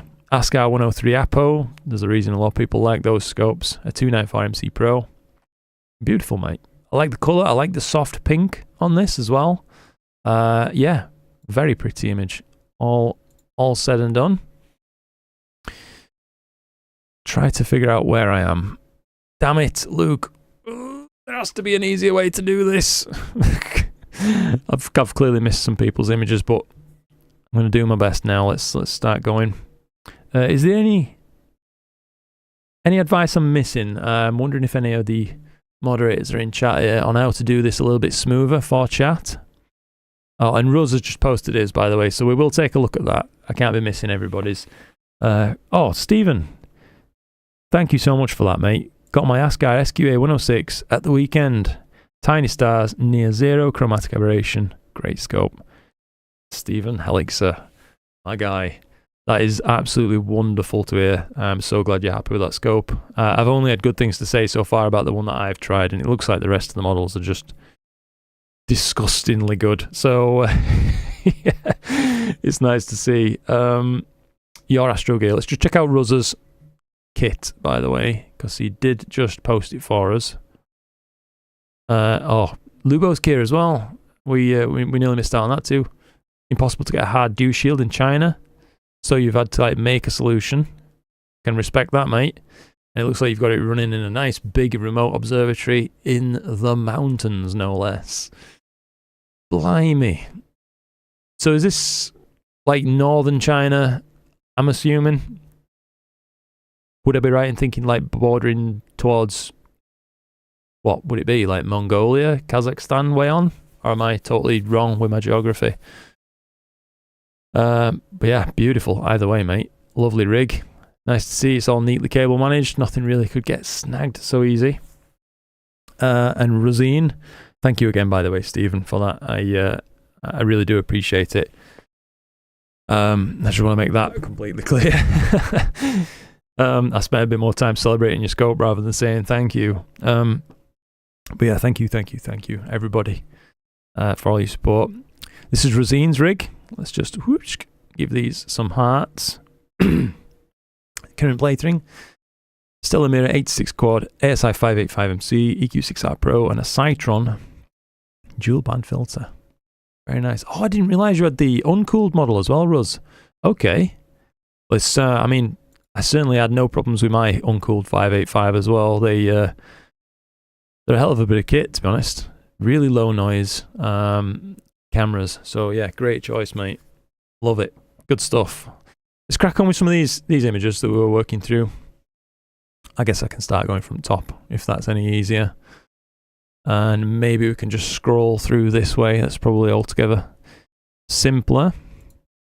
Nice shot right there. NGC 2403. I'm not sure where that is in the sky, but I like your use of colour in it.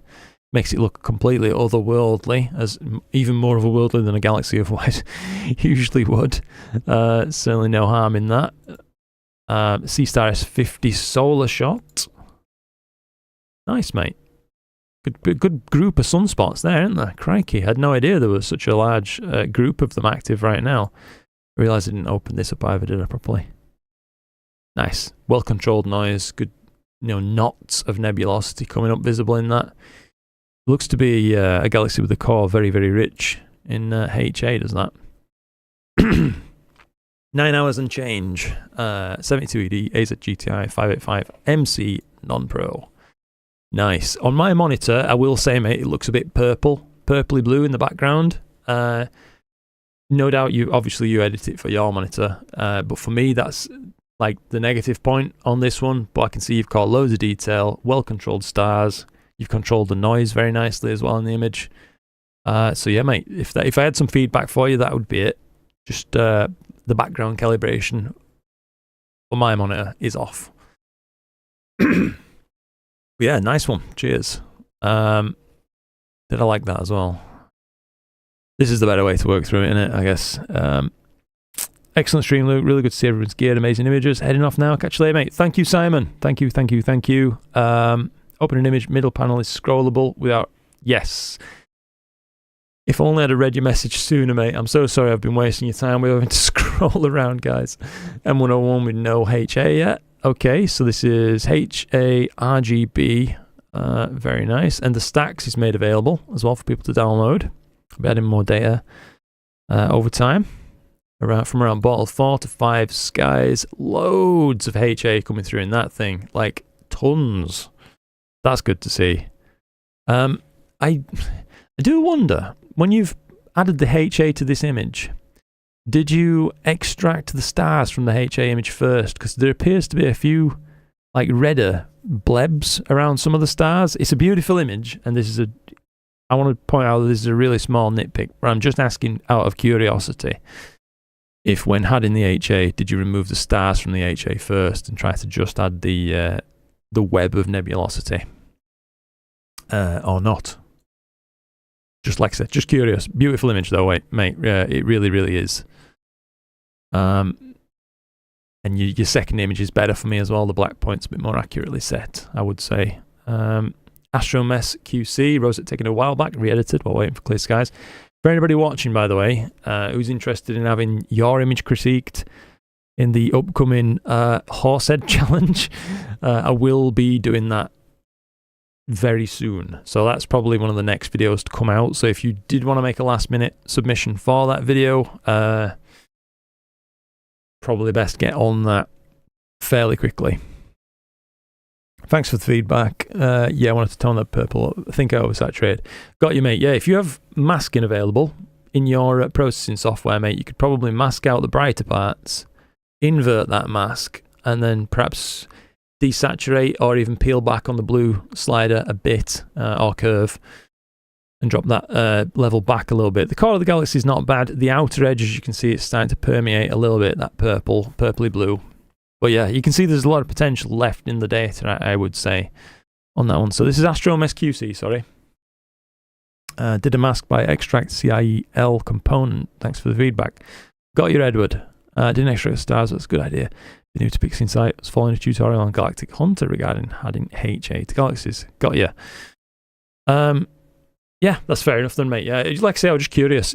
It's a really pretty image. I don't want to take anything away from it at all. I was literally just wondering, due to some of those slight red bits.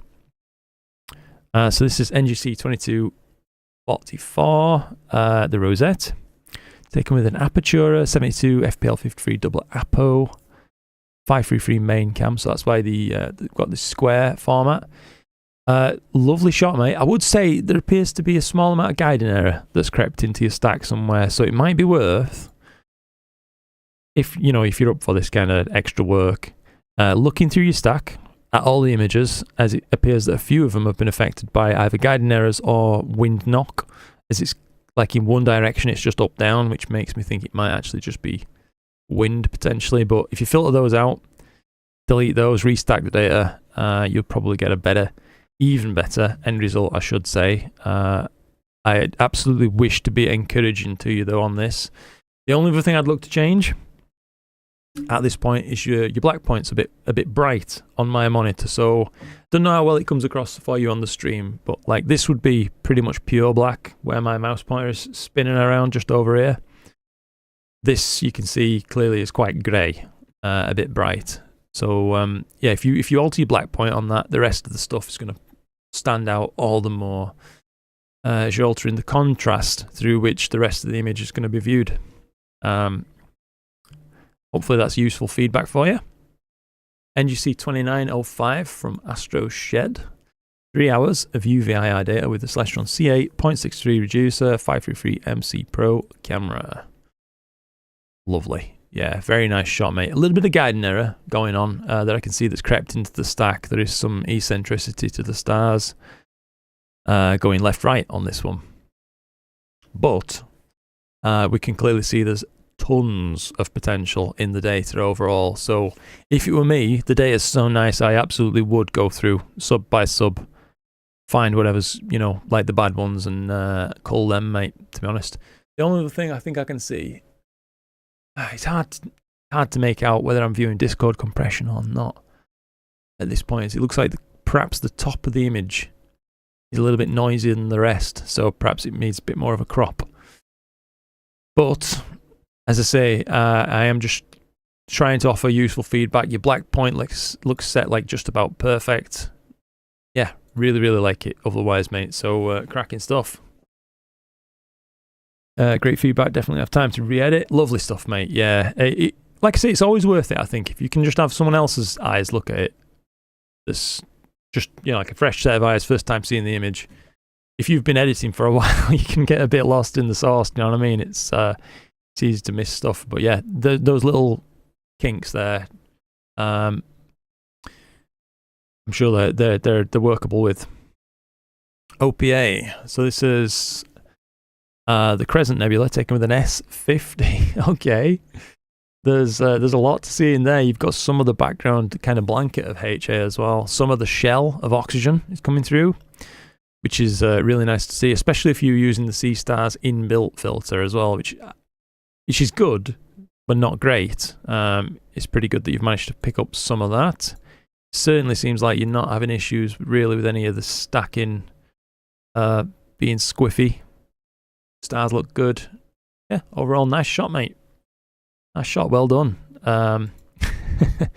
Imaging with Luke. So that's awesome, mate. Blimey, look at that. That's absolutely mad. Thank you for sharing that. I have to say your image looks awesome, by the way, just on the ASIS screen there. How long are those subs? So is this a live stack that you're running? 47 seconds remaining, so I'm assuming 1 minute subs, looking at about how far around that is. Blimey. Good stuff. Thank you for sharing that. That's really cool. If I want to have my image critiqued, should I repost it or not? I'm quite low on the list, says Claudio. I will try to blast through, mate, as many as I can here, in the knowledge that it seems like people enjoy this kind of thing. I mean, if you do, I'm absolutely happy to do more of these in the future. But what I mentioned in particular was the Horsehead challenge. That's what I was talking about earlier. If you want to get your image critiqued on that and get some like direct feedback on that particular challenge, now's your last chance to get your images in for there. But Claudio, I will do my best to try and get through and hopefully find your image. Thanks for the feedback. Know what I'm doing with the rest of the evening. Brilliant. Oh, nearly missed this from Ram. 17.5 hours. You've gone hard on this, Ram. Wow. Still nowhere near happy with this super hard target from Light Polluted Skies. I can appreciate that, yeah. I can absolutely appreciate that. It does look like you've managed to capture some kind of reflection nebulosity around this region right here. Unless I'm mistaken, but that's an interesting shot. The black point looks a little bit grey, but I can absolutely appreciate why you might have had to do that. To bring out all the structure of this dark nebulosity. Do you know what I mean? It's a bloody challenge. No two ways about it. So yeah, good work. Taking the C-Star S50. This is NGC 281, the Pac-Man Nebula. Lovely amount of detail, mate. Yeah, good crisp stars. No major stacking artifacts left in. A little bit of lower SNR top right, but you know, I'm being really super nitpicky at that point. Good work, mate. Good stuff. Flaming Horsehead from the S50 in mosaic mode. That's worked well. Looks like this has had a bit of extra smoothing applied or something, which I'm not massively a fan of. You can see, I don't know if this is going to come through for you guys on stream, but there is a little bit of around Alnitak here where the brightness drops off. In that ring of dispersion, it's stepped. Almost like an 8-bit image or something. But on the whole, mate, I mean, crikey, you've taken this with the small, smart telescope, so still, it's hard to be too critical. Well done overall is the key thing. Are you having fun? By the looks of it, yes, you are. So just keep at it, mate. Another one, the C-Star S50. Amazing galaxy detail there, especially for the C-Star. You've got some of these faint extensions. Tidal extensions, I do believe they're called, and some indication of the lower part of the extension coming on there as well. A little bit bright black point, but overall, very nice. Where's the Horsehead challenge? If you check back a couple of videos, mate, on my channel, there's a processing tutorial and Horsehead channel, Horsehead challenge all in one, mate. So it's on there. If you want to check that out, and that will be an upcoming video. So this is a case where the black point's the opposite direction. So it's a little bit too black. It's crushed some of this background nebulosity around the iris right here. It's getting lost into the background. Now, he may have done this for, you know, personal reasons. He might like to see inky black space, which is fine. or he may be trying to deal with something like, you know, challenging gradients they just wasn't able to get rid of any other way. So sometimes you can crush them out of your image. It is a method, but it's not the right method, generally speaking. But it's a very pretty image all the same. I like your colours that you've got in here, and the star colours are pretty as well. But yeah, too dark on the black point. Good work though, mate. That's Tony. This appears to not have loaded. Okay, Locaton NGC371A. Very interesting galaxy. What was this taken with? Edge 925, 533 MC Pro, 126 100-second subs, 25 flats, 25 bias. Seeing was crazy. Nice. Yeah, you gotta love them sessions when they happen, mate. And the results speak for themselves, don't they? I mean, there's tons of detail. These filaments that go through the core of this galaxy. They look like frayed cotton, do you know what I mean? There's just so much detail to be seen in there. That's wonderful. These background galaxies are taking on a lot of structure, a lot of form, a well set black point, nice control of colour overall. Yeah, very happy with the image, mate. Very happy with the image. Well done. Yeah, well done.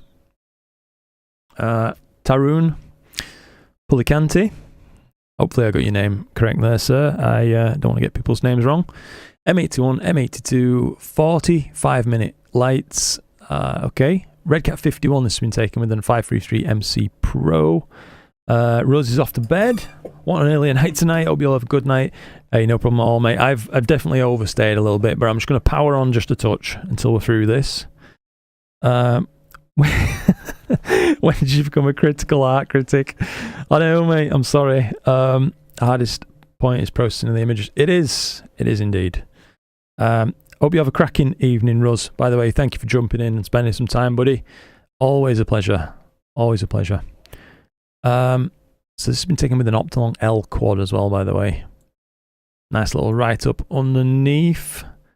Slightly too bright black point, but other than that, it's a nice image. I would say, to my eye, it looks a bit like you've had trouble with color gradients in the background on this, and that you've had to use a range mask, perhaps selecting, you know, the brighter parts of the image, M81, M82, and then you've inverted that, desaturated the rest of the image, which has left the rest of the image looking a little bit devoid of color overall.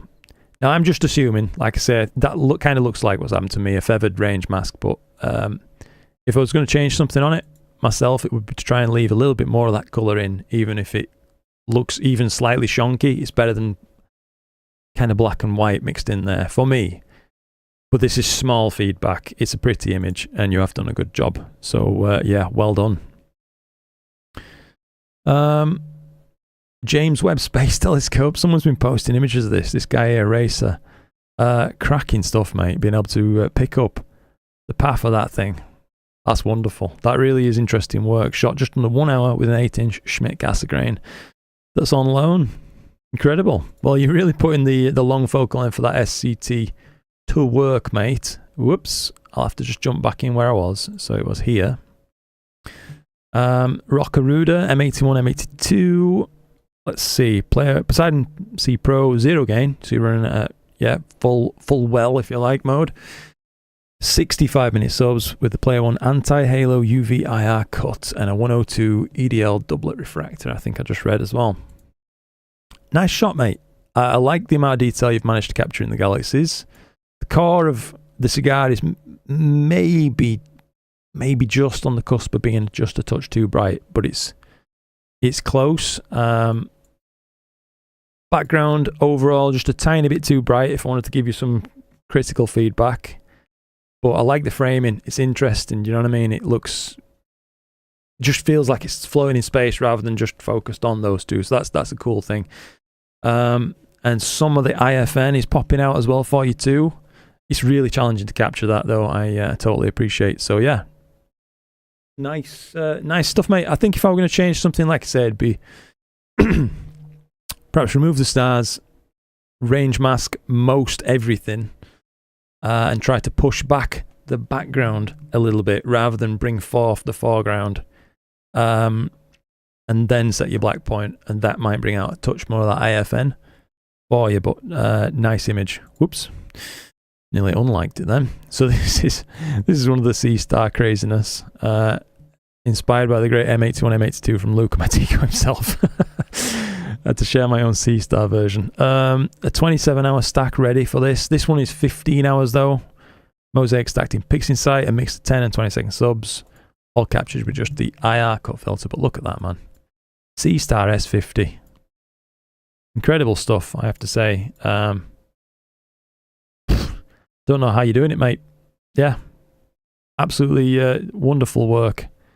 Oops.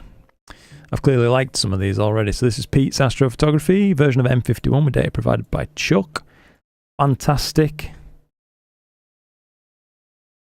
Yeah, I mean, what feedback is it to give? Do you know what I mean? It's just beautiful. Colours controlled really, really nicely. Star size, well controlled star colour. Pretty. Black level looks accurate to my eye for my monitor. So I'm assuming we're probably editing on similarly calibrated monitors. I don't think Pete's watching tonight, but yeah, I think generally speaking, Pete puts out a really, really high quality of image, and he's certainly done a great job of bringing out all of the faint tidal extensions around M51 as well, which is challenging.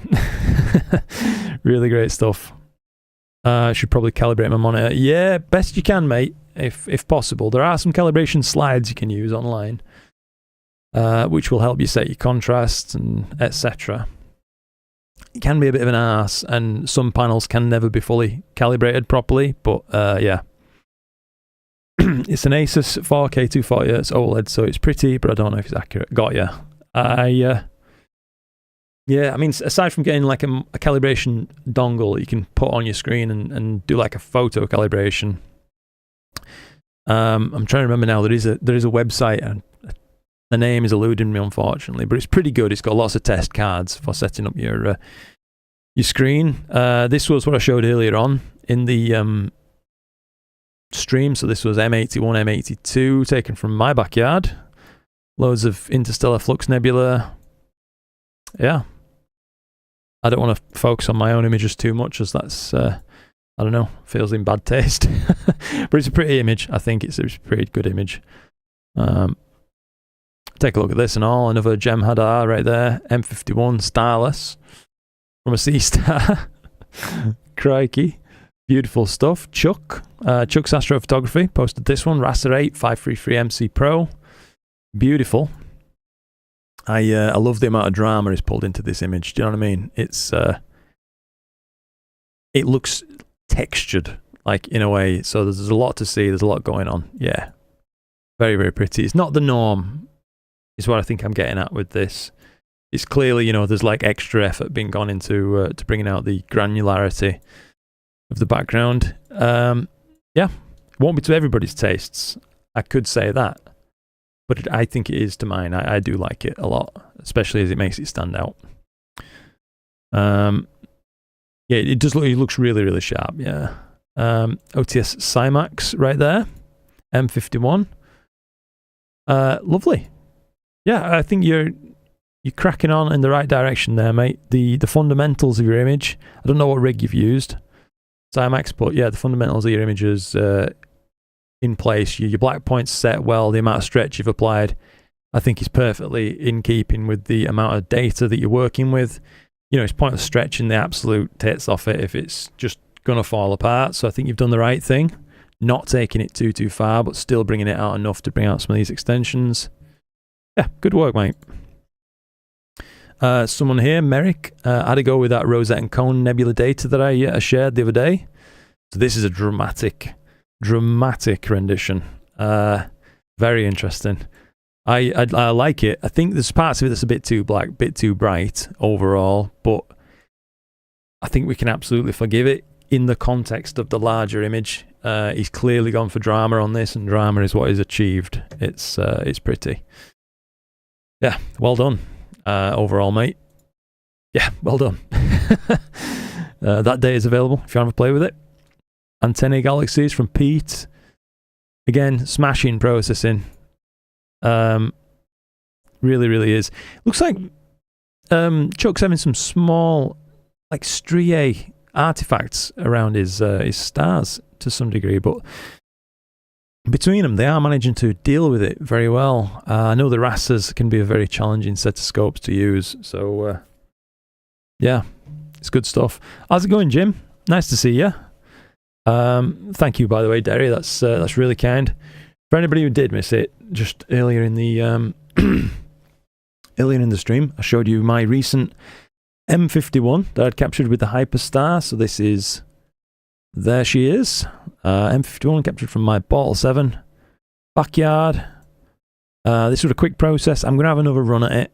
I just wanted to see what was in the data, and there's a lot in the data, particularly this cluster of background galaxies is interesting to see as well. But yeah, not bad, not three bad. And then I also did M81, M82, and captured a bunch of interstellar flux nebula. For anybody who missed, like I say at the start of the stream, this again was backyard Hyperstar stuff. Looks good, not too bad. Pretty happy. My main goal for this was to see if I could really capture IFN from Bottle 7, and the answer is yes. If you ram enough photons down the end of your telescope, anything's possible. But yeah. Astro Island, greetings from Trinidad. Evening, Luke. Hey, how's it going, mate? Good to see you. Enjoying your galaxy gazing session. Thank you. A bit blurry. Excellent live stream as always, Luke. Thanks for the effort you put into a single live stream. My pleasure, mate. Thank you for joining in. It wouldn't be possible without you guys. Just posted a C-Star S50 hack that may help many others. Oh, very nice. Thank you, Lubo. Do you prefer to shoot with the Hyperstar, F10 or F7 with the Edge? Hyperstar overall, mate. So pick number 1 right now would be using the Hyperstar. Pick number 2 would be using it natively at F10. And then a distant pick number 3 would be using the F7 reducer. How many hours were those? 9 hours? No, 8 hours, Jim, for M51, I think. 8 hours for that one. And then 12 hours, I think, for M81, M82, something like that. Hello from Arizona, says Alt R Sky. How's it going, mate? Good to see you. We're just wrapping up the stream largely and sharing some people's processing work. So this is Milkman's work. We saw his rig earlier. We saw some of his images, and he's had a crack at the Rosette and Cone nebula data that I published. You guys to play with. I like his rendition. Definitely some nice coppery, fiery colours coming through here. A bit of that oxygen in the core of the Rosette coming through nicely, and it's backed up. It's made a nice backdrop, should I say, for the cosmic zoo going on up here, the leaping leopard, etc. This faint filament's been brought out nice. Yeah, nice work, Milkman. I absolutely have to say that's a good shot, mate. Well done. That makes it all so worthwhile, by the way, seeing people having a go with the data and enjoying it. Blimey, what's this? Brian Fowler. This is an eye-catching shot. The Seagull Nebula. That's a corker, Brian. That's an absolutely corking image, mate. A non-standard colour palette used to its fullest effect, I'd say there. Beautiful details without, I think, going distasteful and too far, do you know what I mean? So it came out absolutely wonderful.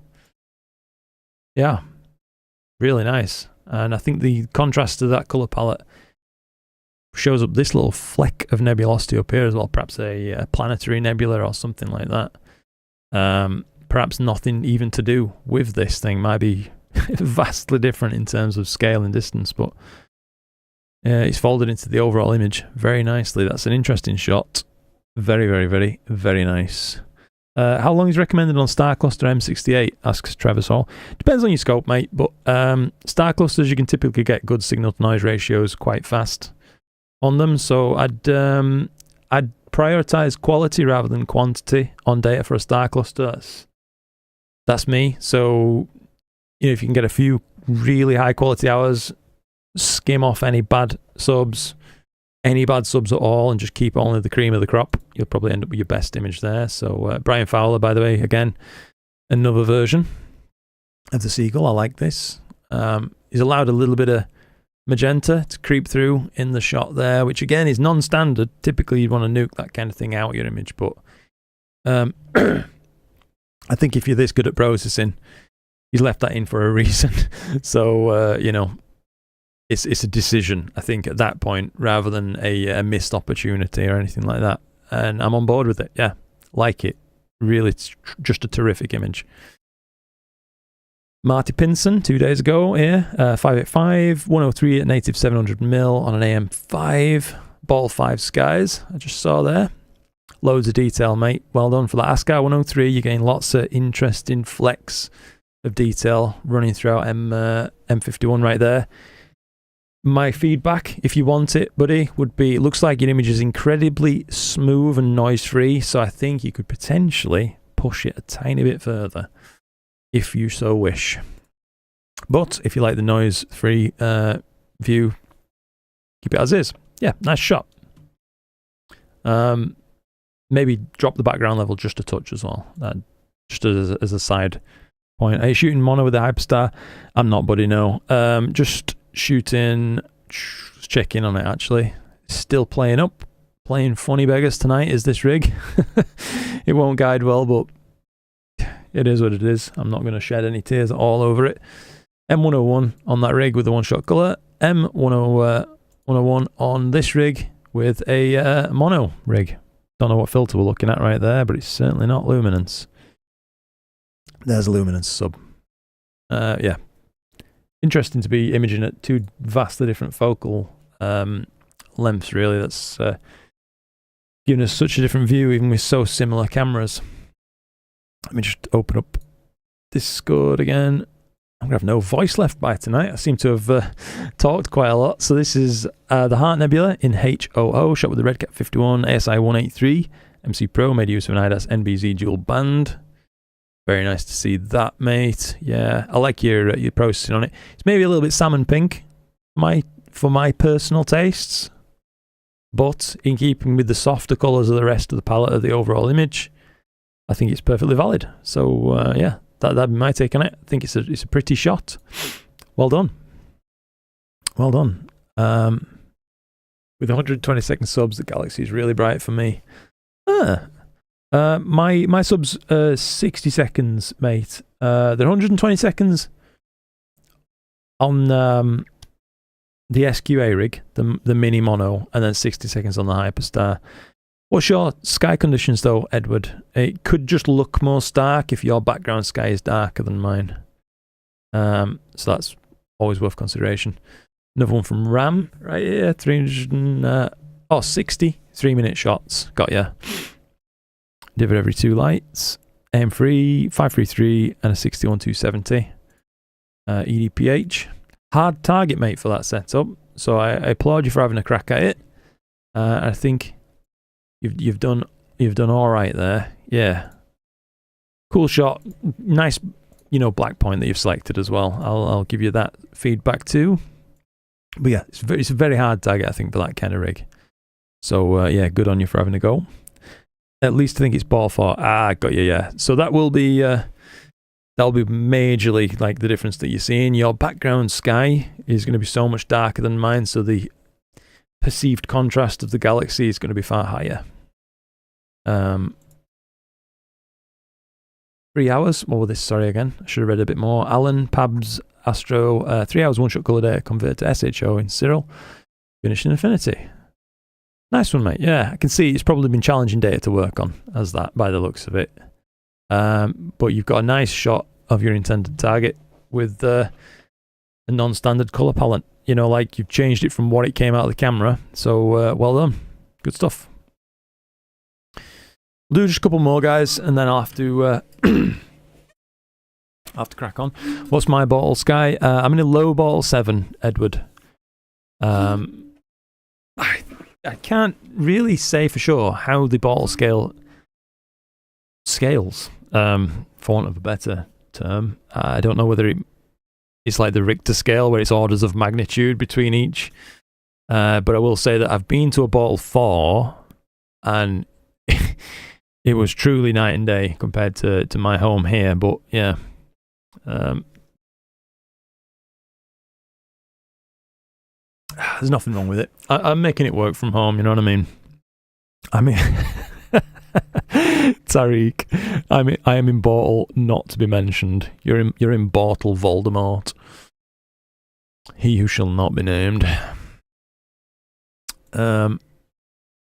Very pretty target. This is one with a C star as well, you know what I mean? An SCT target with a C star. Don't know how this chap is doing it, but these are some cracking shots. Bit of M101 inspiration for us from Kieran Williams. Skywatcher 200p. That is a scope to be respected. You can do a lot with 200p. Stock Canon 60D, EQ6, 9 hours of integration. Good stuff. Yeah, nice shot, mate. It looks like you've taken the data about as far as you can with the processing suite that you have access to. I'm assuming you've got no true noise reduction options like, you know, NoiseXTerminator or Graxpert NoiseXTerminator or anything like that. So there is just like that background hint of textured noise coming through. So yeah. DSS, Serial, SETI, Astro, Photoshop, got you. Yeah, so I mean, if you take the same data and work through it, PixInsight, you could probably take it a bit further, like you have done actually. It could be taken, I think, probably even further than this, potentially, but that's really nice to see the difference. You've gone a bit harder on the stretch on your Serial work and a little bit softer on PixInsight, but I do prefer this PixInsight version, personally. Oh, crikey, Casey. Coming in hot with the 10 gifted memberships. Thank you so much for that, mate. Hey, I know you mentioned, Casey. I do believe you mentioned anyway, solo leveling. Just to say, by the by, I've been binging it. Yeah, I've been really enjoying that. Horsed Nebula, Euclid inspired. Damn. Thank you, by the way, again, Casey. I really do appreciate that. Ball 7, I think it was like the Uni. It was on track DSLR at the time. Got ya. Equipment you can purchase to measure the ball levels of the sky. Yes, you can. Typically, I'd try to do it using naked eye limited magnitude to figure it out that way. But it could be skewed a little bit because I do have, I think, above average eyes. So I don't know. Maybe I should get a way to actually measure it someday. Do you know what I mean? I guess you did know about the solo leveling thing, mate. Yeah, I've yet to start Dimer though. That's something I'm going to work on. Thank you very much indeed, Casey. As always, mate, you've supported this channel an awful lot, and I want you to know that it is very much appreciated. I'll tell you what. For all the shade that I throw on RC6s, this chap here, with his AM5, a reducer, and an Aries, so that's a 533 effectively. He's taking a stonking image, hasn't he? A really stonking image of the horse head. Anybody would be happy with that. So, just goes to show the scopes themselves are fantastic, and if you can get them working, more power to you. I think I've already liked that. So, another one from Chuck. This is his rendition of that same data, I do believe, the M51 stuff. Nice shot there, Chuck. Chuck, I think he often sets his black point right on the verge. Do you know what I mean? It's not clipped. Definitely not clipped, I can see that. But it's just a tiny bit darker than I typically set my images. Usually I'd set mine something probably a bit more like this chap has done here on the whale and the crowbar. But again, it's all personal choice, what monitor he's using, etc. Casey's just asked. Okay, I have a question. Should I keep the 294mm or get the 533mm? I'll be doing more mosaics, so that's one thing I was thinking about. Out of the two, Casey, if you don't mind the square format, I think the 533 is definitely a better sensor. It's certainly friendlier to calibrate. There's no it's like night and day difference there. That said, if you're open to still using a 16:9 like wide, sorry, my throat's locking up. I've talked that much tonight.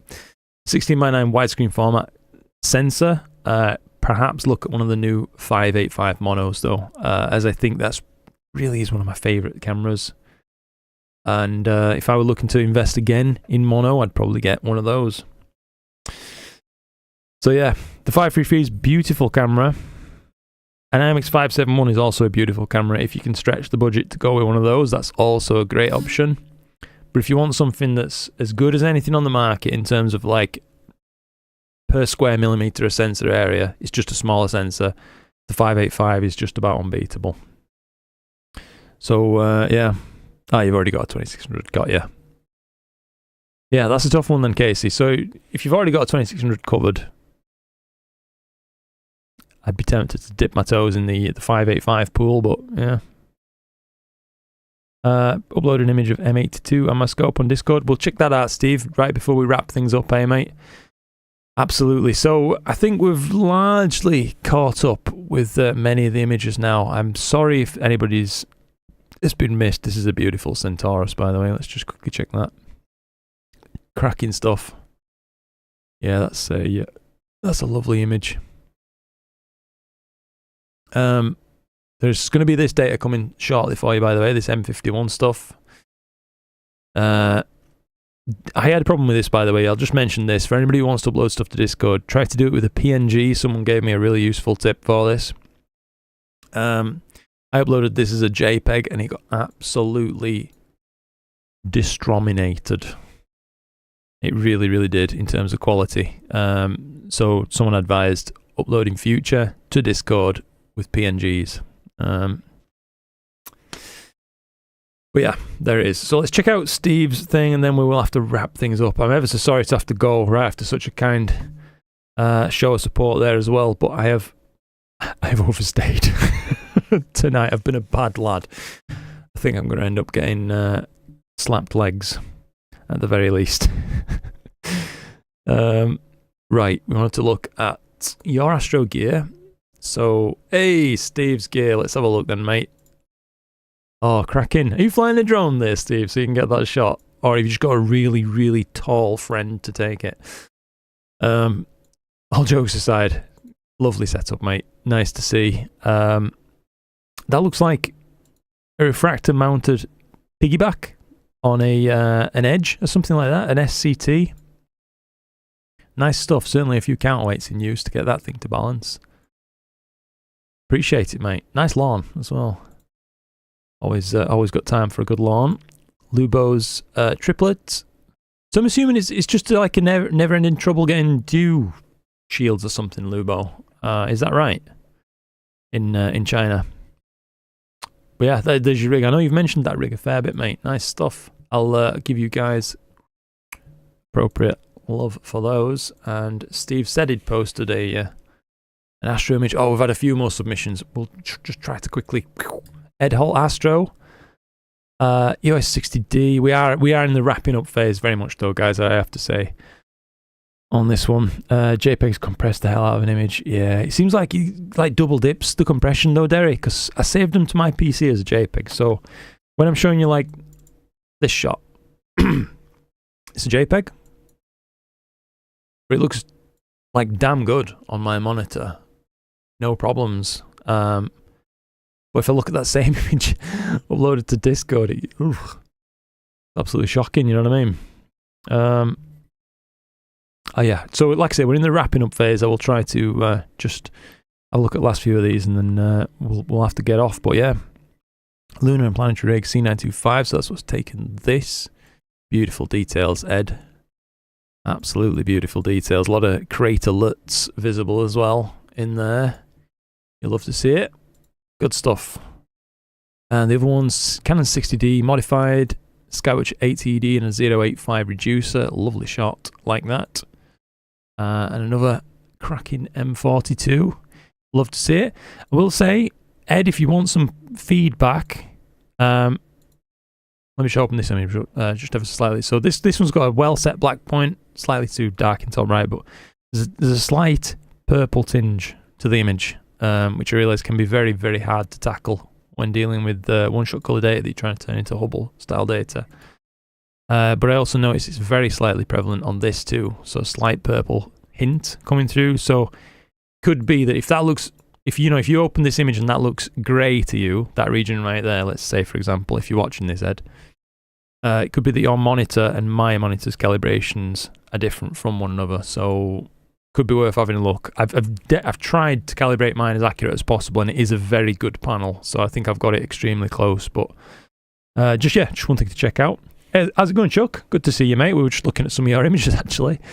Talking about black points and all sorts of stuff. We were on ASCAR 71F 585 and a dual band, so it's 585 color. The monkey head, very nice, very low noise image. Perhaps just a tiny bit too dark black point for my tastes on my monitor, but I like the lagoon green color that you've got going on in there as well. It's not your traditional rendition of just O3, which often comes out looking a bit more blue. That looks more accurately like Oxygen 3, which should be a teal color like that. Nice, good work, good work. Just like both of those for you guys. Stan posted version of the Iris ED80 533 and what was that? An L Extreme. So you've used a narrowband filter to image this, Stan. That's definitely not a standard choice for this kind of target. So being that this is a reflection nebula, you would typically not want to use a filter really reserved for emission nebulae targets. So I can imagine this has been hard to process. But you've still got a lot of the background stuff coming through, the dust. So good on you, mate. Be interesting to hear the reasoning for the L Extreme on that. 12 hours on M81, M82, 72 ED on an AZ GTI. So you're really making quite a modest rig work for you there, mate. This has unfortunately been ruined by compression.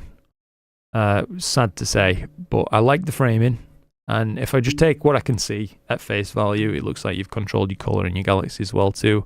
I know that with that scope you're going to have a small amount of chromatic aberration to battle, which is always an uphill battle. So yeah, I think you've done a nice job. It's just it's attacked very slightly on it. The compression on that thing. I had to back up a little to see if I could catch up to see my stuff. No worries, Chuck. Yeah. Always happy to with feedback. Thanks, chap. Hey, no worries, Ed. Thank you, mate. Like I say, it could just be a monitor thing.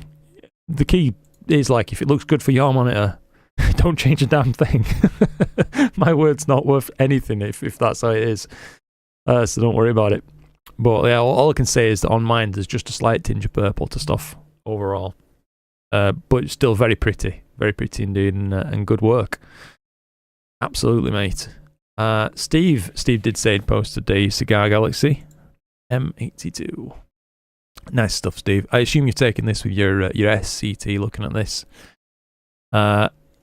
Hard to capture, really, isn't it? Let's be honest. It's not an easy target. And especially at the kind of slow focal ratios of SCTs typically. So yeah, mate, well done. Thank you for taking the time to share that with us all. Another one that someone's posted since we started streaming. That's really crispy. I have to say, that is super duper crisp. Looks like there's a small amount of chromatic aberration visible to some parts of the image. You know these redder stars? Oh, crikey. Milkman. Mate, you've gone crazy with support tonight. Thank you so much for that. That's absolutely awesome of you. So you did it just for something different, Stan. Got you. Fair enough. There's no wrong with that then, mate. Why not think outside of the box every now and again, eh? But yeah, this is super duper crispy. And thank you again for that, Milkman. You're an absolute superstar, mate. The support you've shown is unbelievable, and I really, really do appreciate it. I hope you know that. Always appreciate the feedback. Will help in future edits. Good stuff. Yeah, it's like, I always feel funny like giving feedback, because it's not like I'm some friggin' master myself. I'm absolutely not. It's just think it's nice sometimes to give people perspective from a fresh set of eyes. You know, like I said earlier, my first time seeing your data, or anybody's first time seeing your data, can be a lot more useful than your own eyes after 5 hours of looking at your data. Do you know what I mean? Well, you can't see grass for trees sometimes. Keeping you going. You absolutely are, mate. Yeah. You're a superstar, buddy. You really, really are. I do appreciate it. We all do. My family as well. Thank you.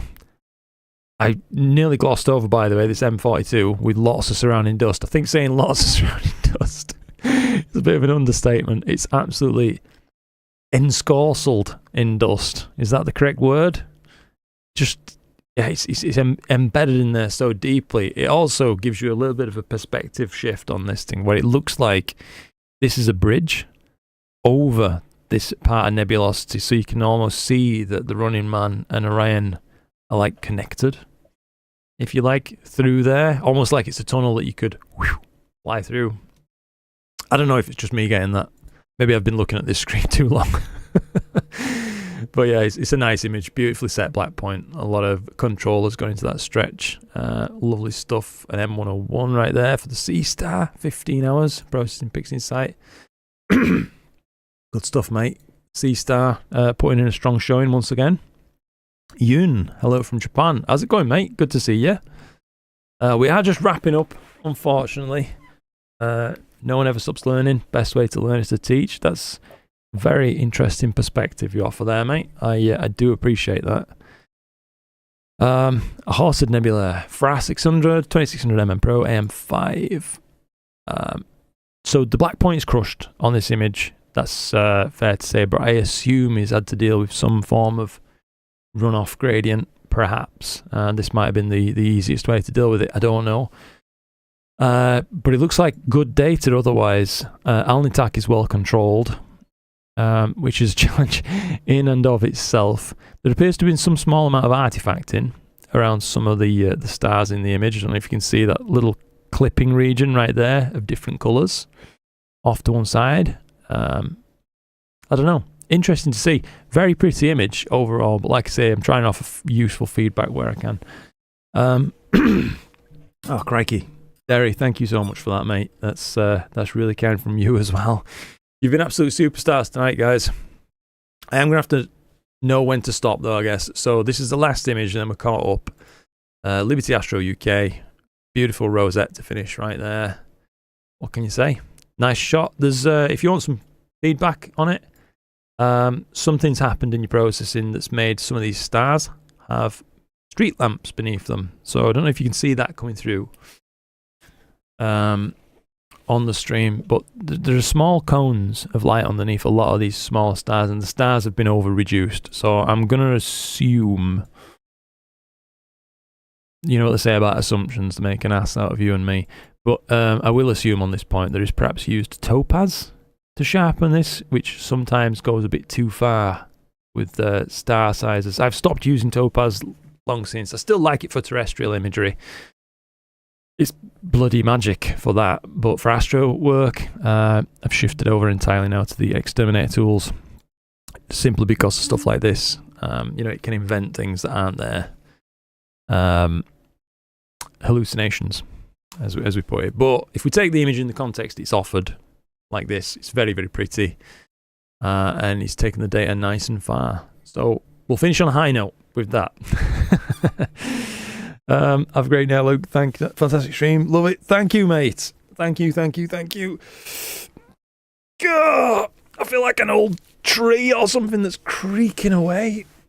Oh, I've been in this chair way too long. How long has this stream been, guys? I wish you could tell.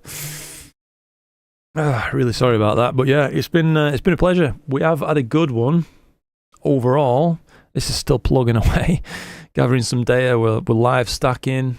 Yeah, we can do something with this. It looks like we've had a bit of cloud passing through potentially. Skycam. Ooh, it don't look that good out there, does it? I can't see any stars. When's this from? Is this like miles back? There we go. Yeah, looks equally shite actually. Oh damn. Never mind. Oh, nearly missed that in chat as well. Sorry about that, guys. Rob Barter, thank you, Rob, as well. Thank you all, guys. The support from you has been outstanding. It really, really has. I appreciate you all. like I say, for the very many reasons I've mentioned, it's a multifaceted thing. Yeah, it's absolutely wonderful of you. Really, really appreciate it. Thank you, thank you, thank you. You only have one kiddo, wait until you have a bunch more. Yeah, mate, there's no wrong with that, the way. Around 3.5 hours. Thank you very much indeed for letting me know there, mate. Appreciate that. Yep, it's been a long one. Do you have some backstage info about the ASF585? None, mate. Unfortunately, no, I don't. If I had some, I'd give you some. Mango cheesecake. Oh, I love a mango cheesecake. Yeah, thank you guys. Absolute pleasure. Just 55 minutes. Yeah, shit, I better go for a few more hours then. See what pass. Oh, sorry, Jim. I saw your message and I think I replied in my brain but not out loud. We aren't off the pass, unfortunately, buddy. It's too far for us to go with Miss On. You know what I mean?